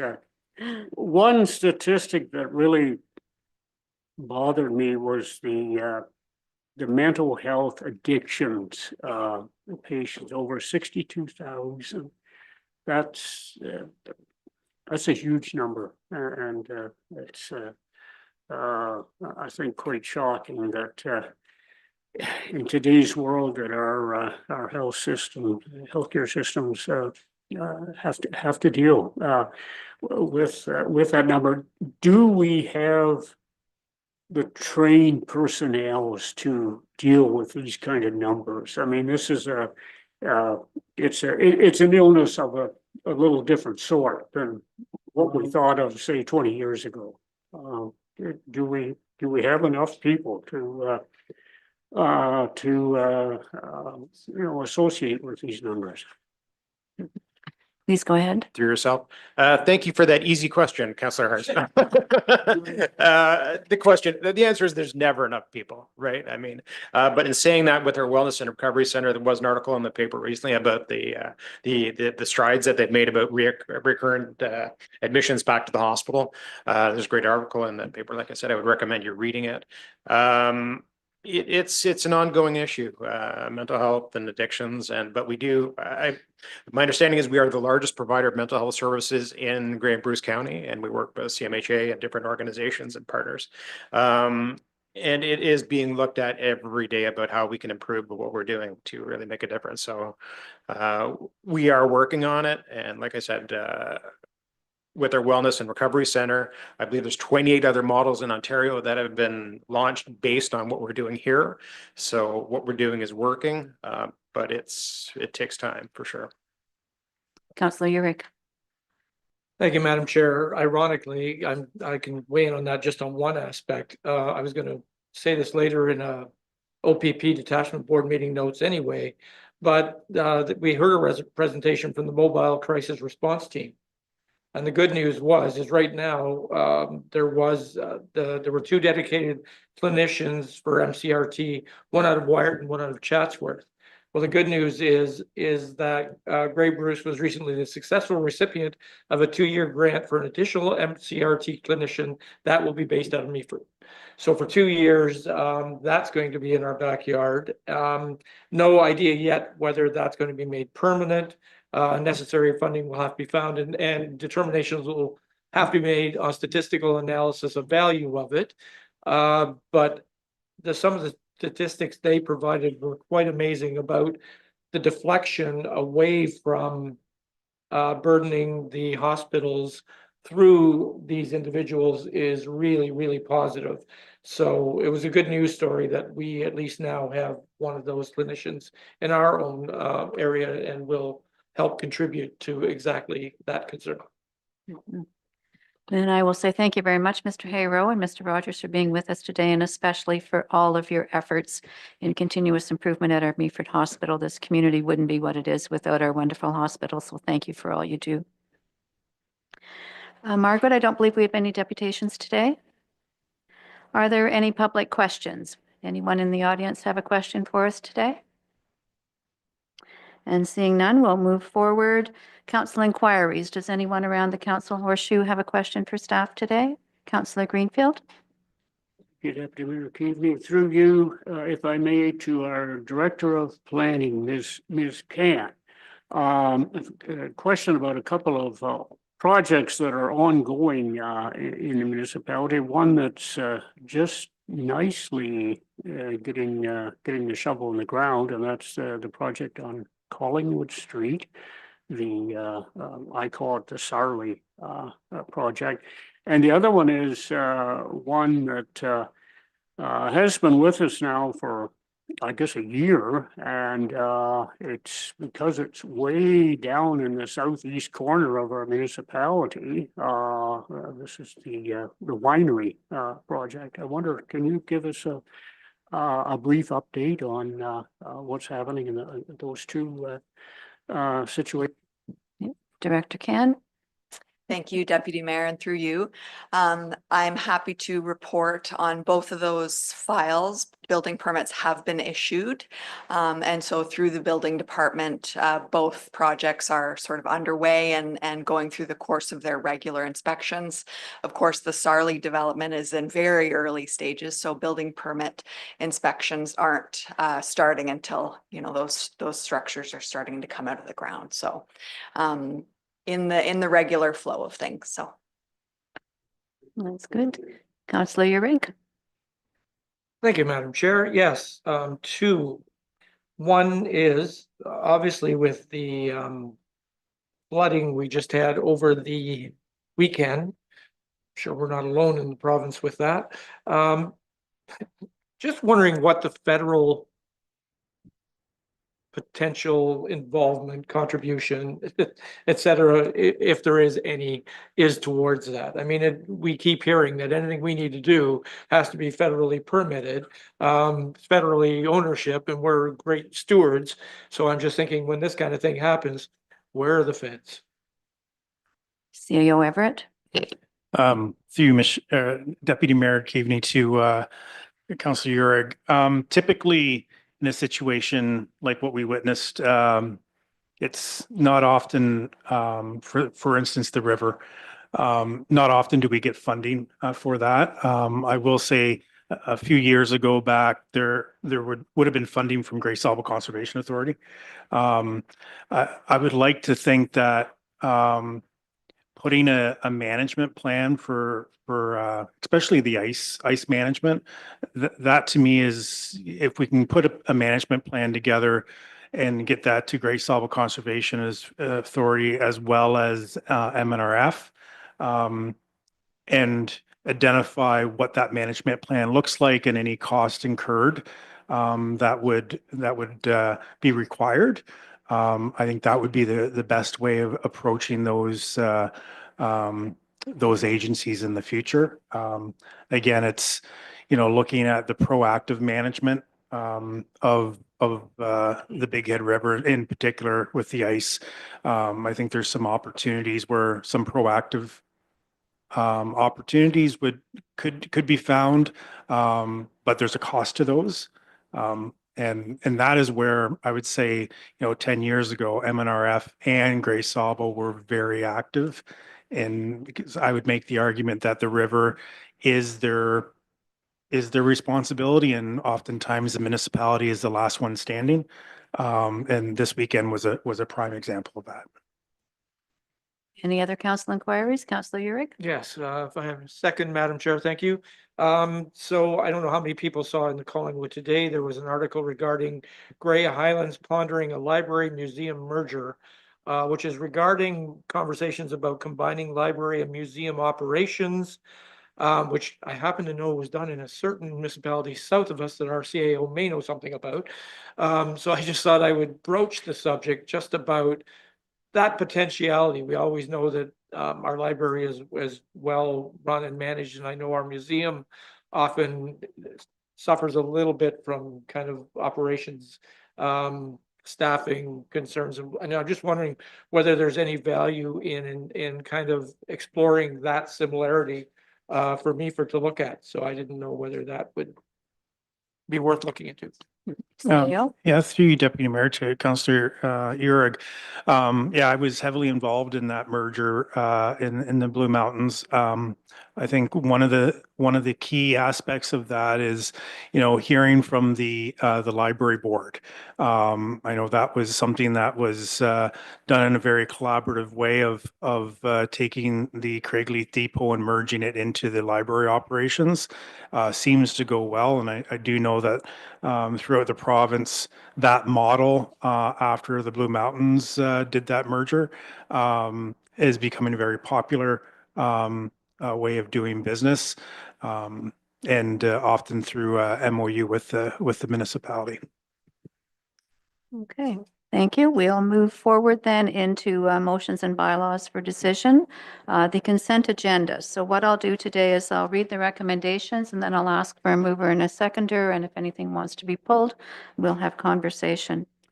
Okay, items in this list have been before Committee of the Whole for discussion. Council may choose to pass these items and bylaws with one motion. A member may request an item or items to be pulled for separate consideration. Firstly, we have CAO 2026-04 physician recruitment funding. The recommendation that Council of the Municipality of Meaford approve the establishment of a family physician recruitment and retention incentive program that provides a range of options to assist in the addition of family physicians within the Municipality of Meaford, and direct staff to formally request through a fulsome call to the community and its stakeholders to consider the provision of funding to a family physician recruitment and retention program that would include the municipality providing charitable tax receipts to those that provide funding to the program. Okay, and next, 2026 to 2030 proposed council training schedule. Recommendation that Council of the Municipality of Meaford approve the 2026 to 2030 proposed council training schedule. That was CAO 2026-05-26 to 2030 proposed council training schedule. And C, the recommendation from the Pump Storage Advisory Committee meeting held February 19th, 2026. The recommendation that Council of the Municipality of Meaford direct staff to start sharing on the municipal website through regular email updates or in another readily accessible way the questions posed to IAC and related agencies regarding the pump storage project and the associated answers available. Does anyone wish any of those items pulled for further discussion? If not, I'll ask for a mover and a seconder. Councillor Bell and Councillor Innes, and all in favor then of the three recommendations as just read. And that is unanimous. Thank you very much. Okay, items for consideration. A, 2026-23- sale of unopened road allowance, John Street and Block E. The recommendation, be it resolved that bylaw 2026-23, being a bylaw to stop up and close, declare surplus and sell John Street Plan 935, Meaford and Block E Plan 935, Meaford, Municipality of Meaford, County of Gray, be taken as read a first, second, and third time and finally passed. May I have a mover and a seconder, please, to put this on the table? Councillor Forder and Councillor Urick. Is there any discussion on this matter? Councillor Greenfield. Your Deputy Mayor Keaveney, if I may, through you to our CAO, Mr. Everett. Am I correct in thinking that we're going to be looking at municipally owned properties and with a report coming back to council concerning things like the sale of some of these lands? Through you, Deputy CEO. Mayor Keaveney, to to Councillor Greenfield. Yes, later this month, we will be having an inventory, a property inventory review. I will say that this is a piece of property that staff have been working on actually before my time here. And this is gets it to a point where we can actually dispose of this land and sell. Thank you. Thank you. Any other questions? Then I'll ask for an all in favor. Thank you. Unanimously approved. Item B, 2026-24 revised 2026 water and wastewater rates. The recommendation, be it resolved that bylaw 2026-24 being a bylaw to adopt revised water and wastewater rates for the year 2026 be taken as read a first, second, and third time and finally passed. May I have a mover and a seconder, please? Councillor Greenfield and Councillor Forder. Any discussion on this report? And seeing no questions, I'll ask for an all in favor. Thank you very much. Okay, so I'll ask now, it's 2:41. Does anyone wish a 5-minute break before we move into committee of the whole, or is everyone comfortable to keep going? You're all good? You're good? Okay, so we'll move forward then with a motion to move into committee of the whole at 2:41 p.m. May I have a mover, please? Councillor Urick and a seconder. Councillor Ennis, and all in favor? Thank you very much. And the first report is the Chief Administrative Officer, CAO 2026-07, formal public consultation to establish an administrative monetary penalty bylaw. The recommendation that Council of the Whole recommend Council of the Municipality of Meaford direct staff to initiate the public consultation process to consider the establishment of an administrative monetary penalties bylaw and the supporting schedules of the approved fines to accompany the bylaw. May I have a mover to put that on the table, please? Councillor Ennis, and a seconder, Councillor Greenfield. And discussion on this matter. Councillor Bell? Thank you, Madam Deputy Mayor. So we've read the report, and basically in the report, it was mentioned that this is happening to be more commonplace in a lot of areas now. And basically it's doing away with someone who has had a bylaw infraction, and then they could go to the court system to defend themselves or not defend them, whatever. But the courts were involved. So we're doing away with that step of going to the courts. So in our report, we had 8 bylaws that would be affected. The report said some of those bylaws will need to be upgraded, need to be looked at. One in particular, the STR that we've been working on for a long time. So if a person is given an infraction ticket, and it now falls on the municipality to render them payable. If they don't, we just going to put it on their taxes if they own property, or if they've committed an infraction and they don't live here, how are we going to collect it? If that's something that could transpire. Thank you. Through the Deputy Mayor to Councillor Bell. So yes, administrative monetary penalties typically works really, really well when it's somebody who owns a piece of property. However, where they don't own a piece of property, there are other methods of being able to collect. That's something that we can get into when we do the public meeting, because I just want to express the purpose of this report is to be able to schedule a public meeting to then be able to hear the concerns from the public. So look forward to having a very fulsome overview of the process. There are nuances with the administrative non-monetary penalty that are different from the provincial court system.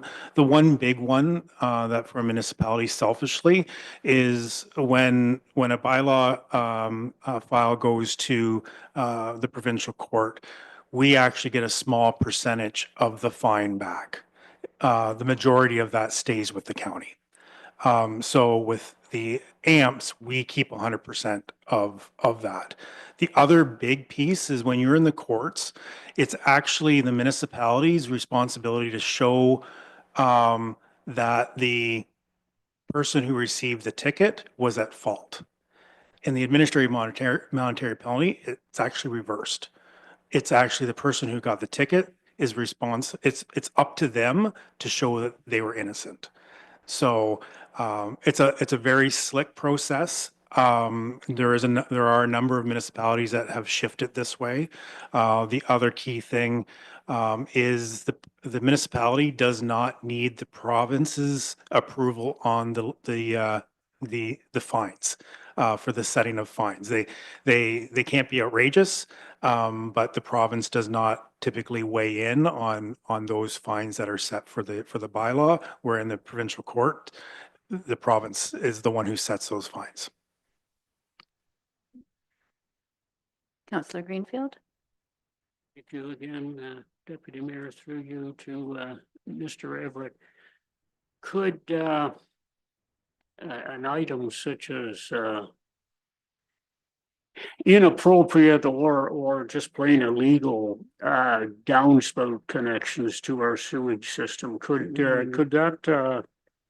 these monetary penalties been applied to that type of activity? Perhaps not until a warning is given, but could they be included in this list? Through you, Deputy Mayor, to Councillor Greenfield. Yeah, that's music to my ears. To me, AMPS is perfectly set up for infiltration and a sewer discharge bylaw.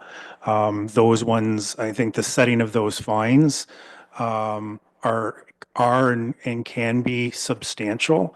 Obviously the whole communication piece but you know, this past weekend is a prime example of the flows that we were receiving at our wastewater treatment plant.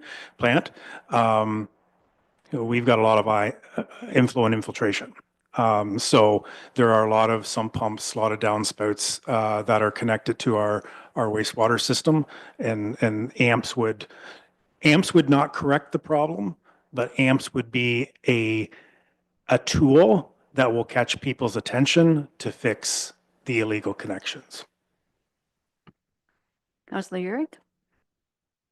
Thank you, Madam Chair. Just quickly, so removing the Ontario Court of Justice, so that would mean that literally following up on pursuing payments, chasing, et cetera, do we anticipate that this is going to be much more of a burden upon our existing municipal enforcement team, or I presume this is in conjunction with treasurers, because they'll be the ones adding it to taxes? So I'm just wondering what the anticipation of staff and added work may be. You, Deputy Mayor, to Councillor Urick. There is a lot of work to it. I would say from, you know, staff having to go to Owen Sound and go to court, there'd be less of that. The process of anybody who's appealing a ticket would go to the screening officer, which can be done without that officer who issued the ticket. They don't have to actually be there.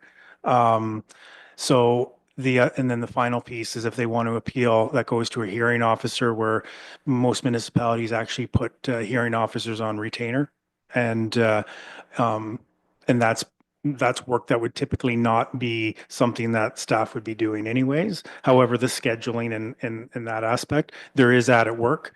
I would say the benefit, and personally why I like administrative monetary penalties is I believe it can be more efficient than the province, the provincial court. The other thing is the fees can be enhanced or increased. I would say other municipalities have probably seen it tougher to collect fines that are tied to parking. I do know that some of our neighboring municipalities have a fairly big outstanding fine piece when it comes to parking, but where it becomes very, very efficient, and Councillor Bell had made the point earlier, where they're a property owner, being able to put it on their taxes is very, very effective. Any questions from this side of the horseshoe? While you're thinking, I'll ask the CAO, and it's touched on in the report, the connection, the relationship, if I may, between administrative monetary penalties and our ability to move into more proactive bylaw standards. Could you speak to that, Mr. Everett? Currently, our bylaws are set up based on council's direction to have bylaws either proactively enforced or complaint-driven enforcement. I would like in the future to come forward with a report from our legislative staff looking for an update in that direction and making sure that council is comfortable with what bylaws we will proactively enforce and then tie that directly back to whether or not there's more enforcement resources required, and which ones are complaint driven. I will say from a sort of an outsider coming in, I would say one of the bylaws that I would love to see move more to a proactive is property standards. Property standards is you know, the bylaw itself is an overarching bylaw that covers the entire municipality. So I think there'd have to be some work done on that, but I would say Meaford in the urban area, definitely being able to maybe do a 1 or 2 year shift to proactive property standard enforcement might be a good idea. And then, of course, when we start moving and looking at the short-term rental piece, that being either proactive or complaint driven as well. So it council sets those levels of service and look forward to learning more about what council would like to see from that proactive or complaint based enforcement. Thank you, Mr. CAO. I appreciate your response because I, for one, and I suspect we all agree, we would like to move forward towards a proactive property standards bylaws as sooner rather than later. So we'll look forward to seeing a report in relation to that. Anything further in relation to this particular recommendation? Then I'll ask for an all in favor. Thank you very much. And next we have under corporate services, COR 2026-02, the 2025 council remuneration report. Recommendation that Committee of the Whole receive report COR-2026-02, 2025 council remuneration for information purposes. May I have a mover and a seconder? Councillor Porter and Councillor Ennis. Thank you very much. Any questions or comments in relation to this report? I think it's fairly self-explanatory. Councillor Bell? Thank you, Madam Deputy Mayor. The Committee of Adjustment, they have quite a responsibility. And when you look through the money that they receive for their service rendered, it's not a whole lot. The relationship between the Committee of Adjustment and Council. So we will get reports. Somebody may be wishing to do a severance on their property. They would go out and have a look and they become satisfied that it seems to fit. One recently was a ruling that they made with the SkyDev. They didn't feel that what they were saying was minor, and so they turned that down. So when that kind of thing happens, when does council, just using that one as an example, get a report from the Committee of Adjustment of their decision because it definitely left the horseshoe. Council is not responsible for that particular aspect, and yet the Committee of Adjustment is obviously at arm's length, but related to council. And there's an opportunity on every term of council for people to put their name forward to serve on a Committee of Adjustment. So they're at arm's length to us. They do make recommendations to us. And there are some cases where they actually can make a ruling on the municipality's authority because they're authorized to do that.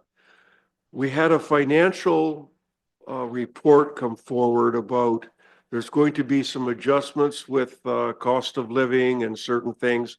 I read something where the Committee of Adjustment was one that's going to get a little bit of a boost to what they make. But the relationship between the Committee of Adjustment and council is quite a serious one. And for these, what is there, 5 people or 6 people? I just need to kind of maybe have some comment from the CAO on that relationship that exists when people put their name forward for a term of council, they're on the Committee of Adjustment, and they have these decisions to make. And then we either receive it on something that's coming before council, or they make decisions and we may not get a report. Thank you.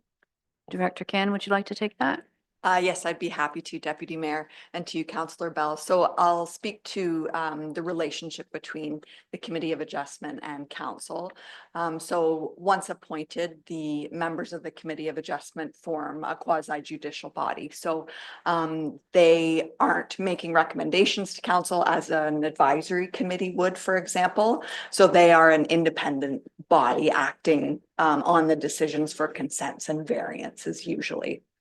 Where that relationship sort of does come together is, as we've recently seen in the event of an appeal, we have to sort of make some decisions about how we interact with the appeal process. And so that's where it kind of then moves up to council because different resourcing is being requested or required. So with regard to the initial appointment, I'll maybe defer to the clerk on that. But from a legislative decision-making point of view, that's they're sort of separate bodies. So. Okay, Councillor Uri. Thank you, Madam Chair. Yeah, to that, still to do with the Committee of Adjustment, I'm just curious because I was wondering why they were different. So I don't know, is the remuneration based on like a honorarium or is it based on an expenses base? Because obviously they're not all the same. Is that an attendance base? Is that honorarium? Is that because they are going out and they're filing claims for expenses to travel to see things, et cetera, et cetera? I wasn't sure. Happy to answer that one too, Deputy Mayor. It is based on attendance. So as a member attends a meeting, they get sort of logged for having attended, and also mileage is paid for site visits. So the level of a member's participation does indicate their remuneration, if that helps. Okay, any further questions in relation to this report? Councillor Greenfield. Thank you, Kane. Pertaining to the Committee of Adjustment, we have just a couple of weeks ago reviewed an extensive training program for new council members. And do we have any days set aside for Committee of Adjustment training or information? Director Ken. I'll take that one initially. So through you, Deputy Mayor, as part of the planning development services training, I believe we have 2 days set aside, and certainly on the legislative basis, we would include the Committee of Adjustment role, consent and variance application types in that training. I don't believe specific training has been set aside otherwise for Committee of Adjustment, but once a new committee is appointed, because the committee runs with the term of council, we will also dedicate training to that new committee. Councillor Greenfield, a follow-up. Just follow up through you to Ms. Kane. are they advised to take the advice of our planning staff during these sessions? Because it seems like on occasion that can lead to further, if they don't agree with our planners, that can lead to further difficulties primarily for our planners and our council. Back to Thank you, Amy. Thank you, Deputy Mayor. As a rule, planners always want their advice followed.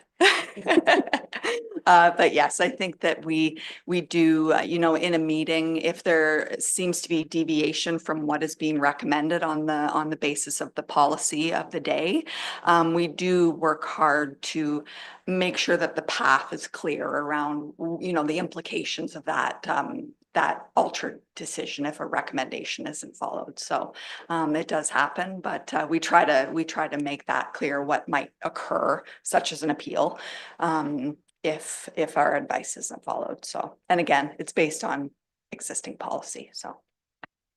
Councillor Greenfield. Just don't want any of the committee of adjustment to get the impression that I think these gentlemen have done an outstanding job, and I appreciate their service. And it's a committee that we have to have, and it's always very interesting sitting in on any of their sessions. They certainly get to hear from the public. Well said, Councillor Greenfield. Any further discussion on this report? Then I will call the question. All in favor? Thank you very much. And under Development Services, DEV 2026-06 Team Gray Memorandum of Understanding and Economic Development Partnership. The recommendation that the Municipality of Meaford Committee of the Whole recommend that Council authorize the Mayor and Clerk to sign the Team Gray Memorandum of Understanding to formalize an economic development partnership between the Municipality of Meaford and the County of Gray. May I have a mover and a seconder, please? Councillor Bell and Councillor Forder. And I'll open up discussion on this matter. Oh, I thought Councillor Urick, you might have your hand up on this one. Okay. Thank you, Madam Chair. No, actually, I think it's great. I'm in favor. When we went to the Economic Development Forum, and this was kind of laid out a little bit for us. I guess the only question I had was on page 83 of the agenda. It talked about the work plan through the EDCG. I'm just wondering how much this works in conjunction with our own Meaford municipal work plans. I know that Deputy Mayor, you sit on the Economic Development Committee as you chair, actually, I believe, through county. So I know we're well represented, but I'm just wondering how much input we get kind of through that body. I think there's an inherent value of obviously us working with the county on economic development, tourism, etc.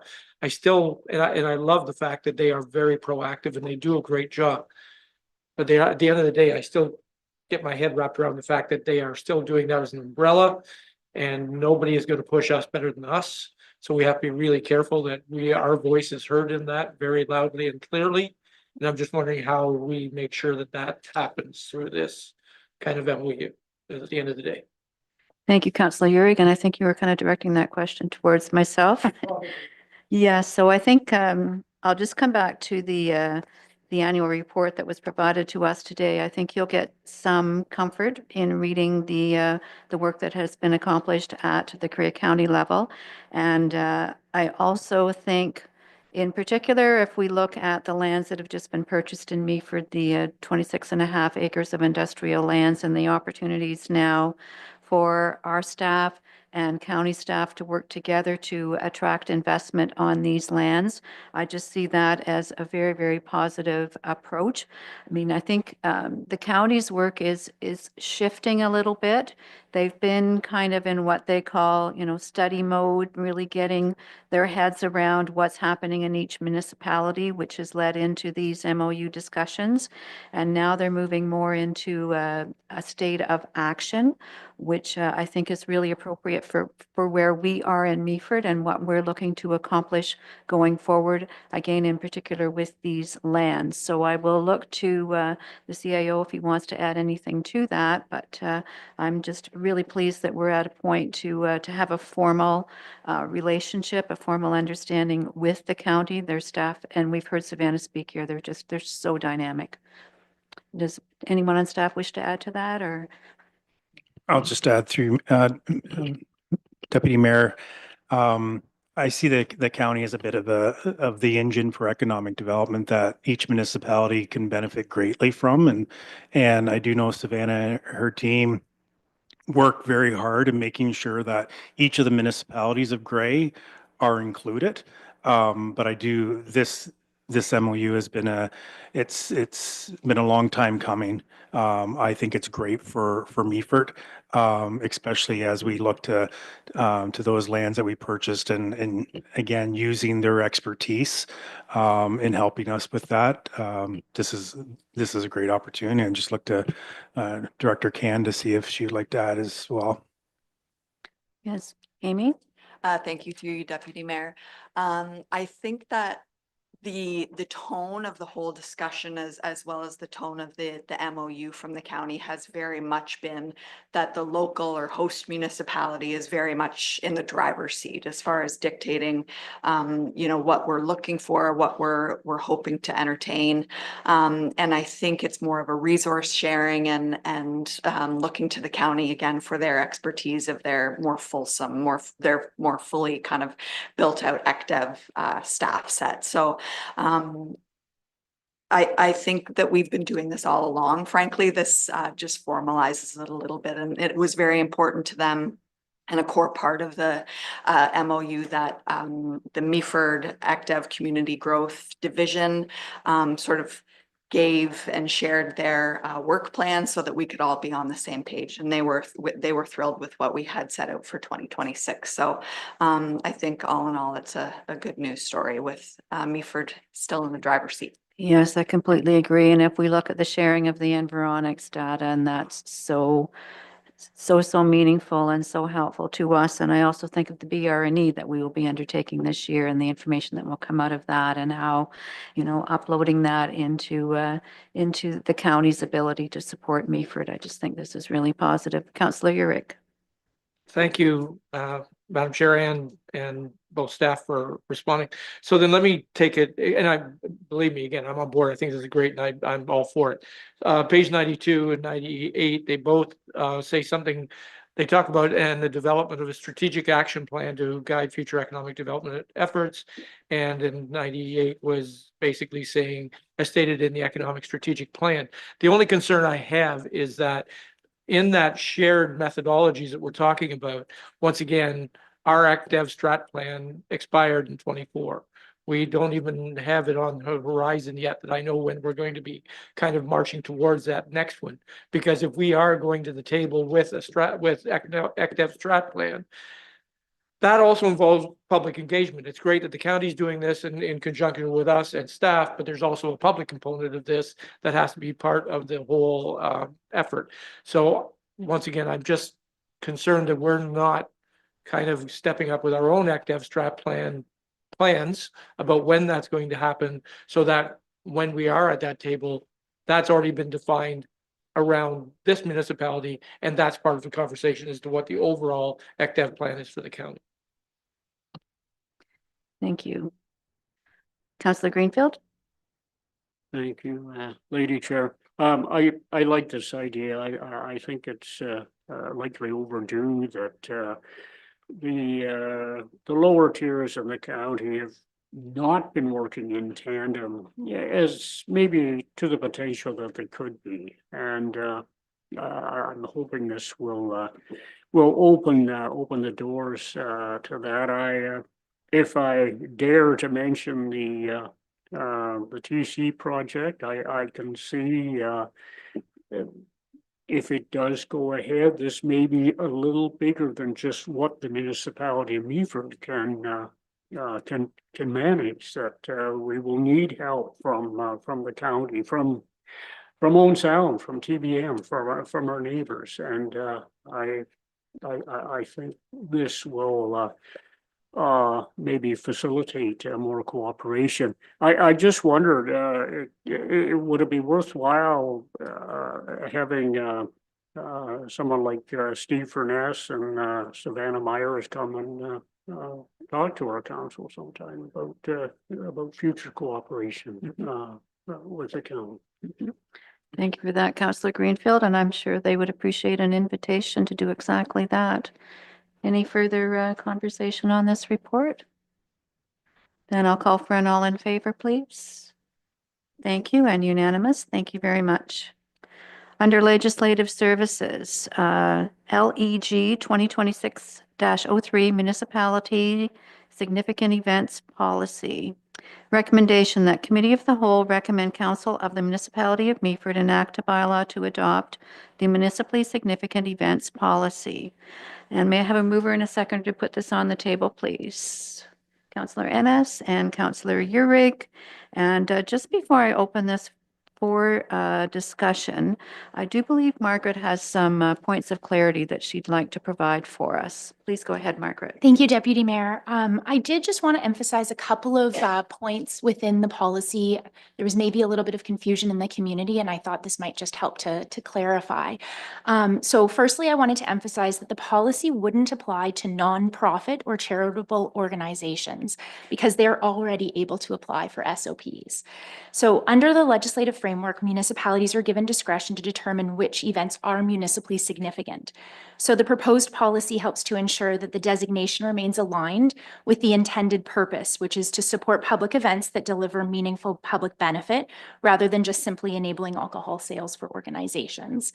So it does include in the policy some criteria around promotion, community attendance, and employment opportunities. And I think what I've heard is some feedback on that inclusion of employment criteria as part of the policy.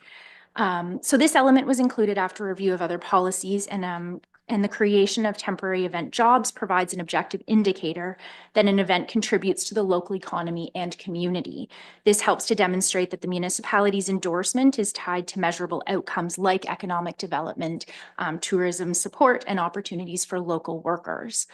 So the inclusion of threshold criteria such as employment also strengthens transparency in the decision making. So there are clear indicators of significance. The designation can be applied consistently to reduce any perception of subjectivity or favoritism, and that the events generating broader community value are supported through this process by the underpinning policy. I wanted to note also that it's important to recognize that organizations do have alternatives to a municipally significant event status. So, a charitable or nonprofit organization can apply directly for an SOP, as I mentioned at the start. An organization can partner directly with the charity or nonprofit, where the charity holds the SOP, but the event organizer operates the event. Events can also be held inside a licensed venue where no SOP is required, and businesses with a liquor license and catering endorsement can also serve alcohol at off-site events. So there are some parameters to work within. So I hope that helps to kind of explain the rationale behind the proposed criteria, which really simply is a focus on supporting public events that deliver meaningful public benefit. Having said that, should council wish to amend the criteria thresholds, that's certainly possible, in a simple motion to make that change would be all that's required. So I hope that helps to just sort of reinforce the intention behind that. And I'm happy to answer any questions. I appreciate that, Margaret. Thank you. I think that really lays the groundwork for conversation in relation to this report. So I'll open it up to council now, and Councillor Uhrig. Thank you, Madam Chair, and thank you for that explanation, because that does help. And it's nice to know that the NFPs are not really kind of part of that, because yes, that would be crippling if that was mandatory.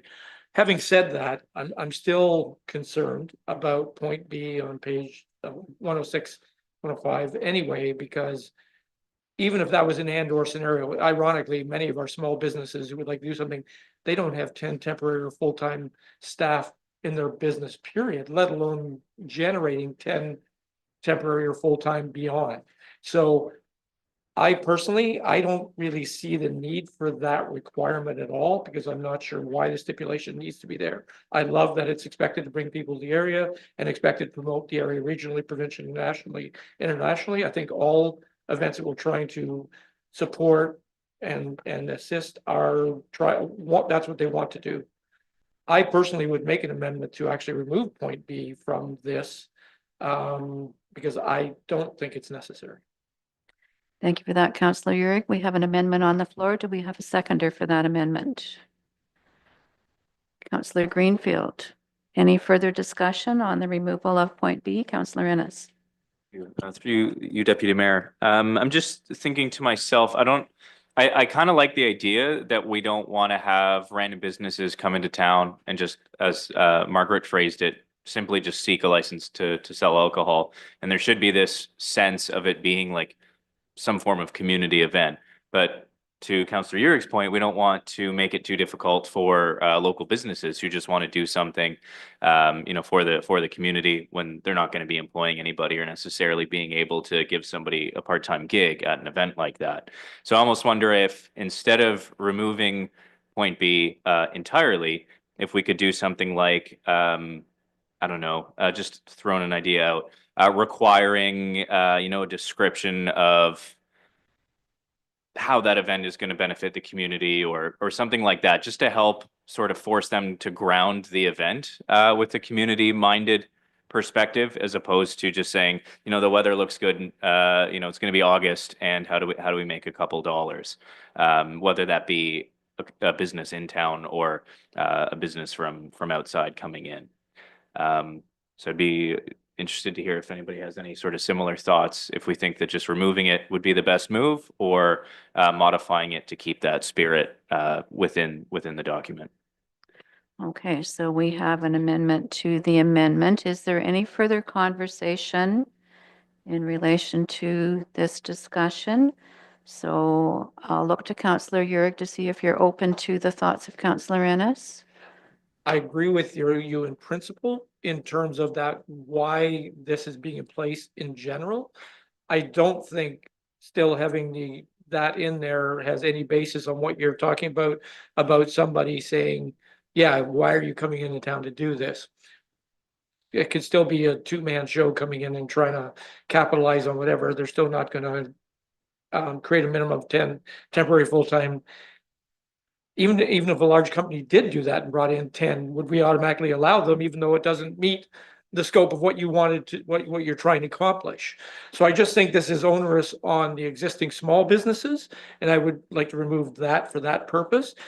Beyond that, to your point, I think I'd have to let staff explain kind of what as well, because point C kind of covers what you're talking about, expected to promote the area regionally, provincially, nationally, or internationally. That to me kind of covers that. It gives them the adjudicating room to say, sorry, you're coming in to sell alcohol from Niagara in the Lake. What does that have to do with us? So I think that's already kind of covered in there. I'm just concerned about the onerous aspect of the employment. Are you comfortable with that, Councillor Ennis? So then the original amendment stands. CAO is It's wants to add a not comment. Thank you, Deputy Mayor. There's a couple things. So the fact that this is a municipally significant event, I would suggest isn't two people coming into town just to do a little selling of alcohol. This is ideally where, you put this criteria together. So right now, because the delegation of this has been given to staff. So staff needs to have a criteria for us to judge, is this a municipally significant event, or is this just a party? This is one that I believe, and I know that council considered this back in October. I really do believe this is a great one for council to keep the delegated authority.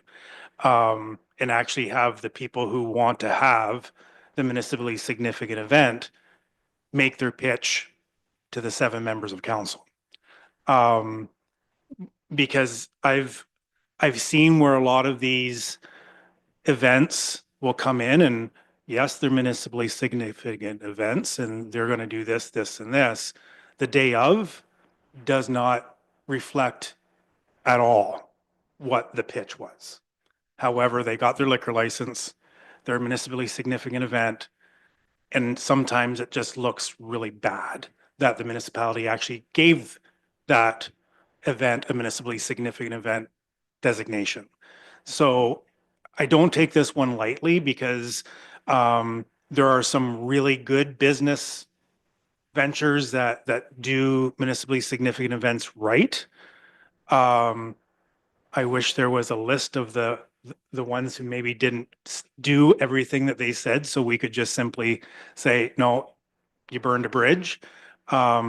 But for our perspective, the reason why there is a municipally significant event designation is that's the Alcohol Gaming Commission of Ontario saying if they can meet something, we're going to allow them to get a liquor license because they are outside of what the typical permitting is required.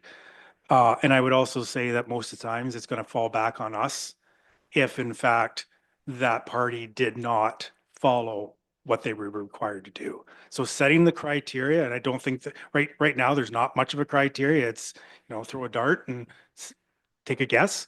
So whether or not you want to remove the additional staffing, I think the key for me has always been the test is this a regional, provincial, or national event? If it's just simply wine tasting, no.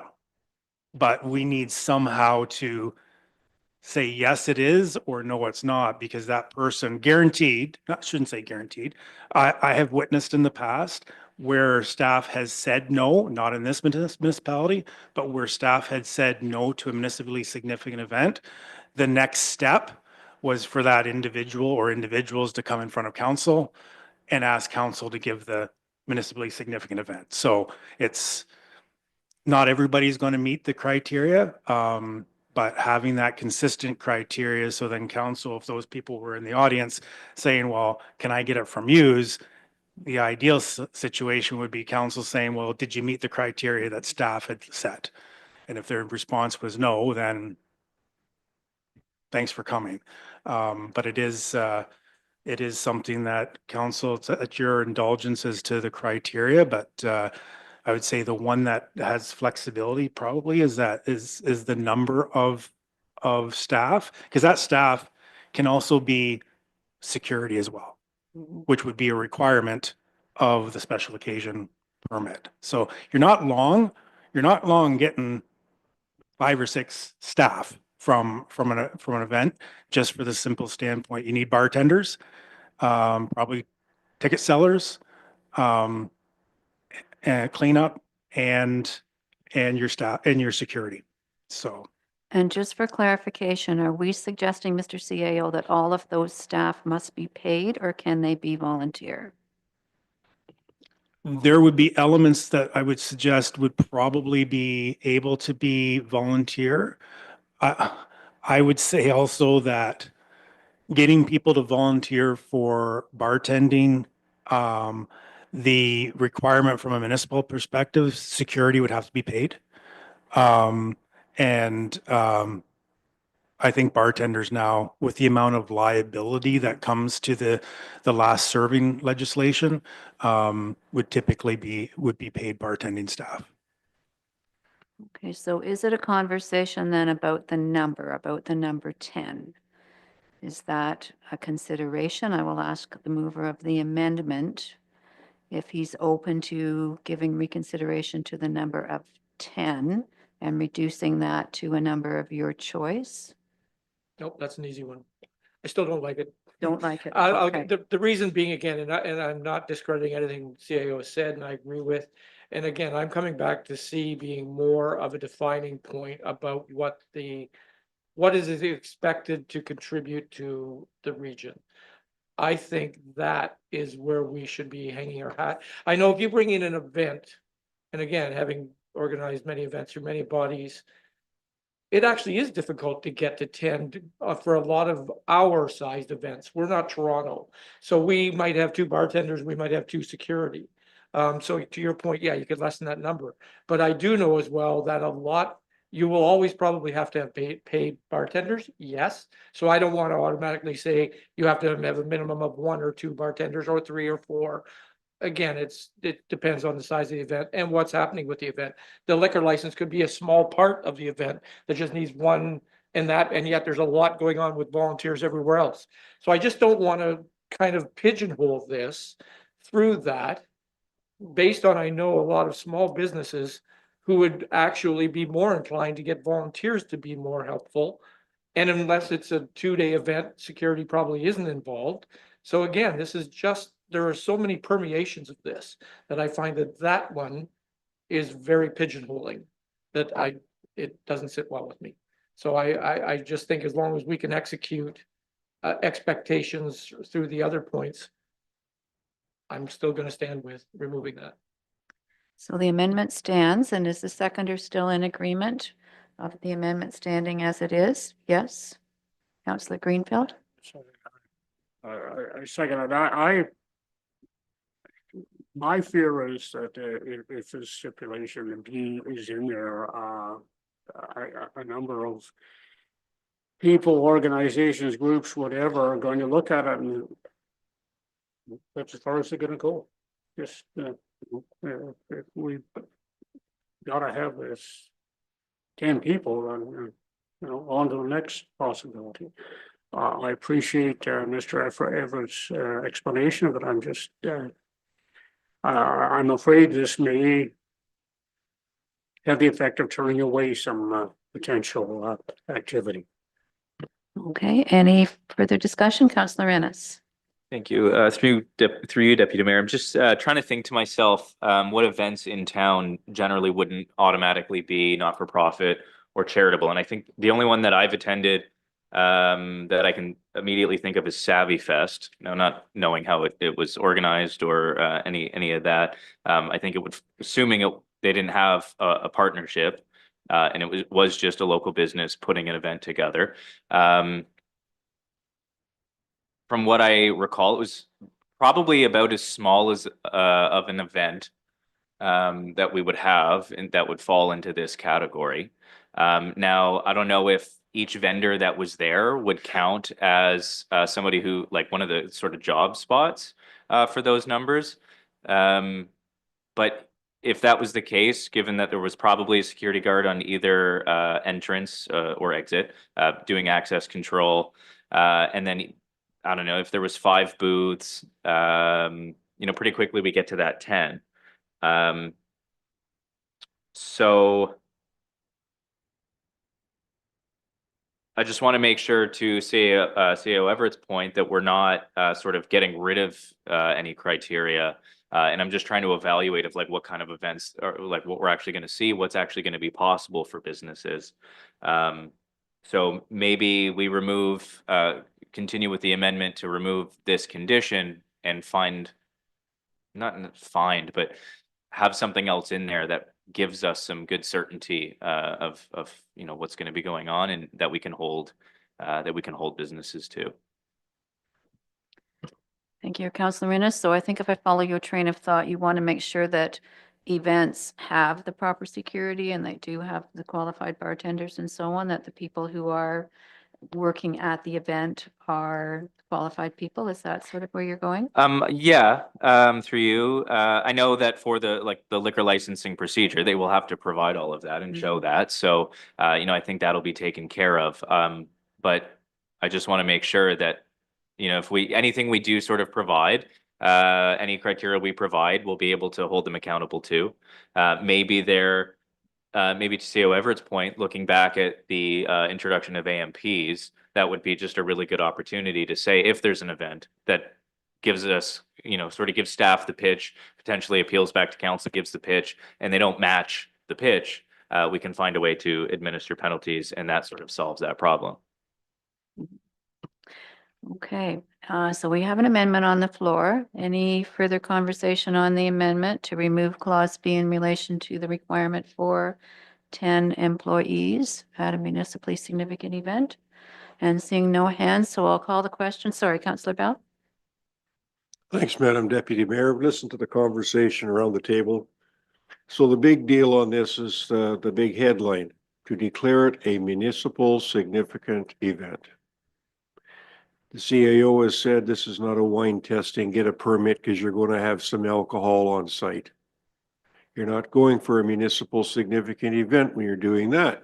You're just going to have a party. I don't have a problem with anything that's written in here about generating a number of people. I think when it gets to be that designation, that's going to happen.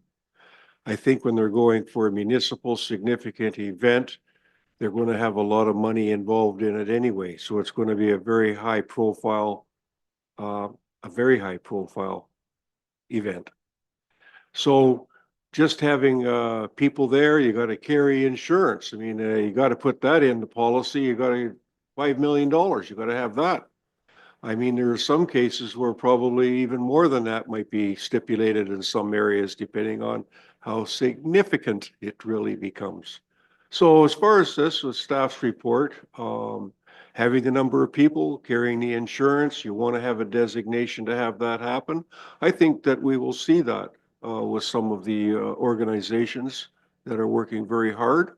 I think it'll raise the profile overall of the municipality of Meaford, and in particular, drawing people to the town of Meaford itself. That's probably where a lot of these things are going to happen. So I can support this actually the way it's written. And this is at the committee of a whole. It'll be back again. But I think I could support the staff recommendation as written. Okay, thank you, Councillor Bell. So I'm going to call the question on the amendment. Is everybody clear on the amendment? All in favor of the amendment as proposed? 2, 3, 4. So that carries. And then we'll come back to the report itself, and all in favor of the report inclusive of the amendment. And that also carries. Thank you very much. Okay. Next on the agenda is our updates from members appointed to boards and committees. So I will start with the County Council report. County Council last met on February the 26th. The agenda was on the short side, which is very unusual.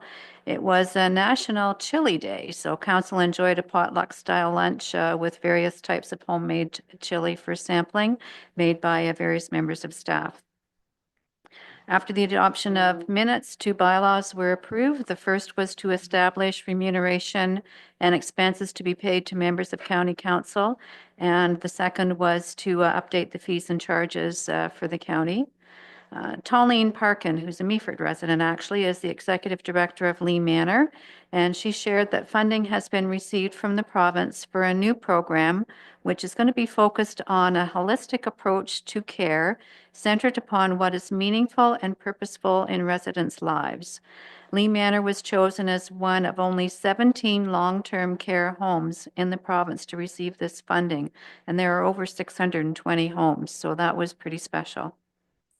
The first item in Committee of the Whole was a delegation from James Skoniak, Chief Operating Officer and Executive VP of Bruce Power. Mr. Skoniak spoke to site activities and ongoing initiatives at Bruce Power, including increased isotope collection, the focus of support local with 95 cents of every dollar spent staying within Canada, the on-time, on-budget approach to the refurbishment initiative, and the investment in the deep repository project awarded to Ignis. Bruce produces 30% of all of Ontario's power generation with 4,200 base staff. Another 1,000 employees are focused on the refurbishment of Unit 8, and 3,300 more are to be hired for additional construction should Bruce C meet all the requirements of the IA process currently underway. Bruce Power works closely with Georgian College on training programs that will graduate tradespeople ready to start right into jobs at the nuclear facility. The first item for discussion was the county development charges update. Staff will continue to work on the county's DC background study in preparation for bylaw consideration by the new council in 2027. Council agreed to continue the current DC bylaw until that time, until the end of December. Part of the reason for the extension is to allow for the completion of the roads exchange program across the lower tiers, which we heard about earlier today. The growth management forecast has also been completed by Hempson. The county is expected to grow from a population of 104,710 in the last census to 148,580 by 2051. The expectation is for jobs to increase from 42,780 to 61,260. All municipalities are considered to have adequate land to accommodate this growth. Meaford specifically is anticipated to grow in population from our 2021 census number of 11,860 to 15,890 by 2051. Our household forecast predicts a change from 5,040 households to 6,280, with single and semi-detached homes, along with row housing and apartments, being the most popular housing styles. Our employment numbers are anticipated to rise from 3,610 to 4,850. Meaford is expected to experience a moderate growth rate, which was interesting to me because we recognize, of course, that we have this TC project on our doorstep, as well as potential growth at the 4th Canadian Division Training Center. So I'm not sure all of that was factored in, but in any event, those were the numbers from Hempson. The community services minutes were presented, and our mayor sits on that committee. Reporting indicated that 1,000 more shelter nights were provided this winter over last. The average stay has increased from 21 days to 25 days, and the by names list has decreased as a result. So that's all really good news. The Planning, Economic Development, and Tourism Committee minutes were next on the agenda. I'm pleased to say that I was again nominated chair of this committee for the final year of this term. Our Manager of Climate Change Initiatives presented an update on green building standards. And that's a volunteer program that builders can apply to, and through that, they can gain recognition for their efforts in sustainable building practices. The 2025 annual report was also presented by Director Myers, and we've talked about that in relation to the folder that we have with us today. As I said, the focus in 2025 was study, and on 2026, the focus is on market. What is our target market and how do we reach it? Council then went into a closed session to discuss investment readiness in Gray. And if anybody has any questions, I would be happy to entertain them. And seeing none, were there any other boards or committees that anyone would like to report on? Councillor Urick? Thank you, Madam Chair. With your indulgence, I actually have two. The Grey Bruce OPP Detachment Board met on February 24th, and the board heard a presentation, as I mentioned earlier, from the Mobile Crisis Response Team. This valuable service is available through Bright Shores and provides ride-along mental health care for the OPP. The program has improved client outcomes by providing in-person community assessments to determine links to appropriate community services, diverts individuals from unnecessary hospital emergency department visits, and reduces pressures on the healthcare system, mitigates the impact on police resources in relation to mental health and addictions crisis response, and builds and maintains effective partnerships between police services, healthcare providers, and communities. As I mentioned, the MCRT has 2 dedicated clinicians based out of Wyerton and Chatsworth. And the good news is Grey Bruce was recently the successful recipient of a 2-year grant for an additional clinician that will be based out of Meaford. So hopefully the funding will continue for that, and that will be able to kind of continue once that 2-year grant period is over. The board heard a recommended amendment to increase municipal contributions from 10,000 to 15,000 to cover remuneration for First Nations appointees, including per diems, mileage amounts, and annual allotments for training, education, and conference. This is concerning because this is the second $5,000 increase proposed in less than a year, and the board voted to defer the request to determine A, whether an MOU is required with Georgian Bluffs to analyze administrative costs for the board, And B, whether the municipalities should be contributing percentage funding based on population. Discussion was had regarding the Tumbler Ridge shooting tragedy, and the detachment commander advised that the OPP engages in regular schools preparedness training throughout Ontario.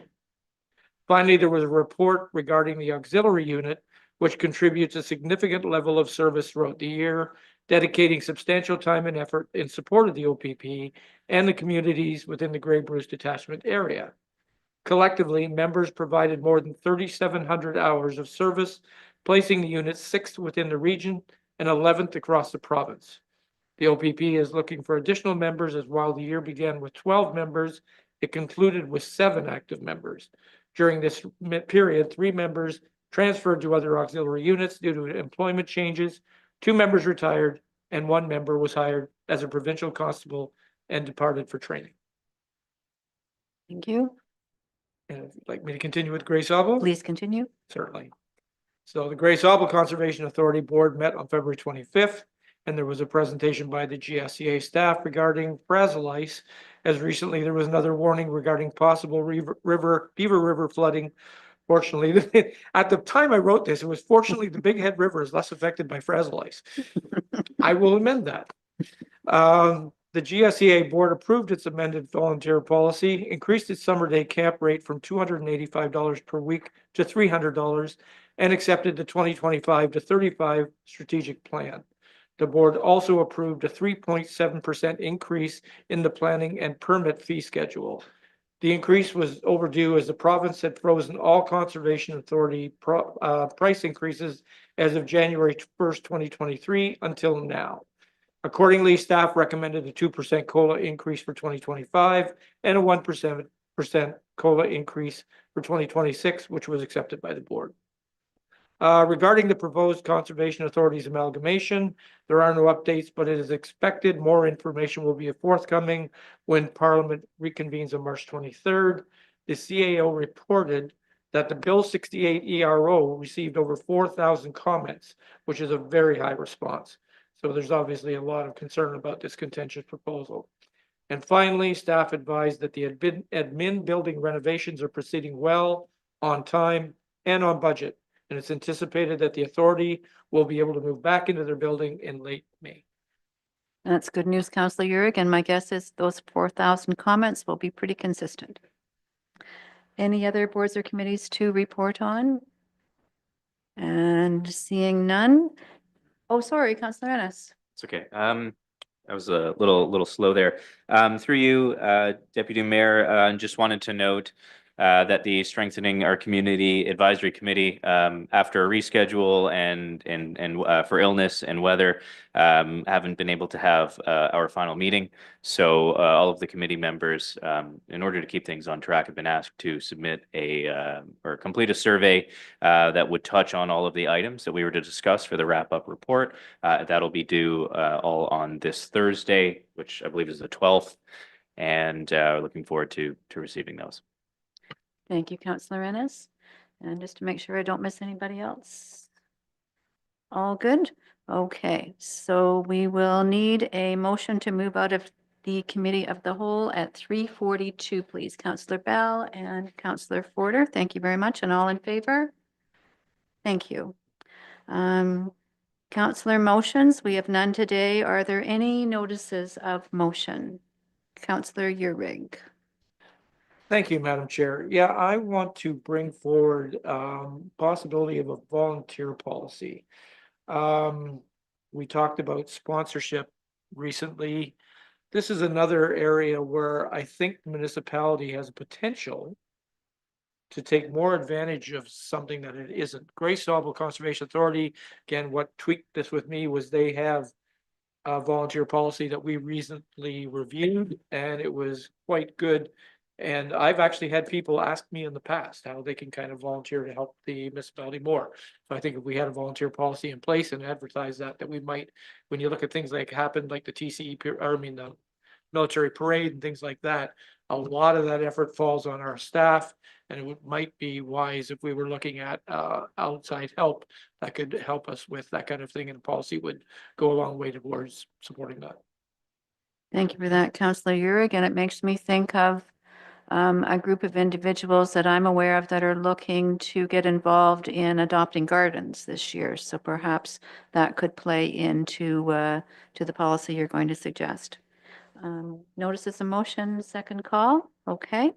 And no motions for decision, so that we will move along then into adoption of minutes. And we have several here. I'll read the list, and if anybody wants to pull anything, we'll do that. The council budget day, the 2nd of February, 2026. Council budget day, the 3rd of February, 2026. Council budget day, the 6th of February, 2026. A special council meeting on the 23rd of February, 2026, and council on the 23rd of February, 2026. All of those minutes. Can we adopt all of those together? Anyone have any concerns with that? Then I'll ask for a mover, please, to adopt those minutes. Councillor Ennis, Councillor Greenfield, any discussion? All in favor, please? Thank you very much. And communications, we just have the Bogner Hall Board minutes and the correspondence list. So let's put that together. Anything from the correspondence anyone wants to bring forward for discussion? Councillor Uhrig? Thank you, Madam Chair. Yes, so just one letter of support for an existing motion. So page 73 of the correspondence list, there was a call to action standing together for justice and protection of Canada's children. The long and short of it is to do with strengthening the National Sex Offender Registry and much more awareness in municipalities across Canada to review and strengthen laws protecting children from violent offenders. So there was a number of supporting motions throughout the correspondence on that original in motion was originally passed in December 2025. And I would move that the Meaford Council, also the municipality of Meaford, also move to support that motion. Thank you, Councillor Uhrig. Is there a seconder for that? Councillor Forder, any discussion? All in favor of that support? And unanimous. Thank you very much. Anything else from the correspondence list? And seeing none, that takes us to our confirming bylaw.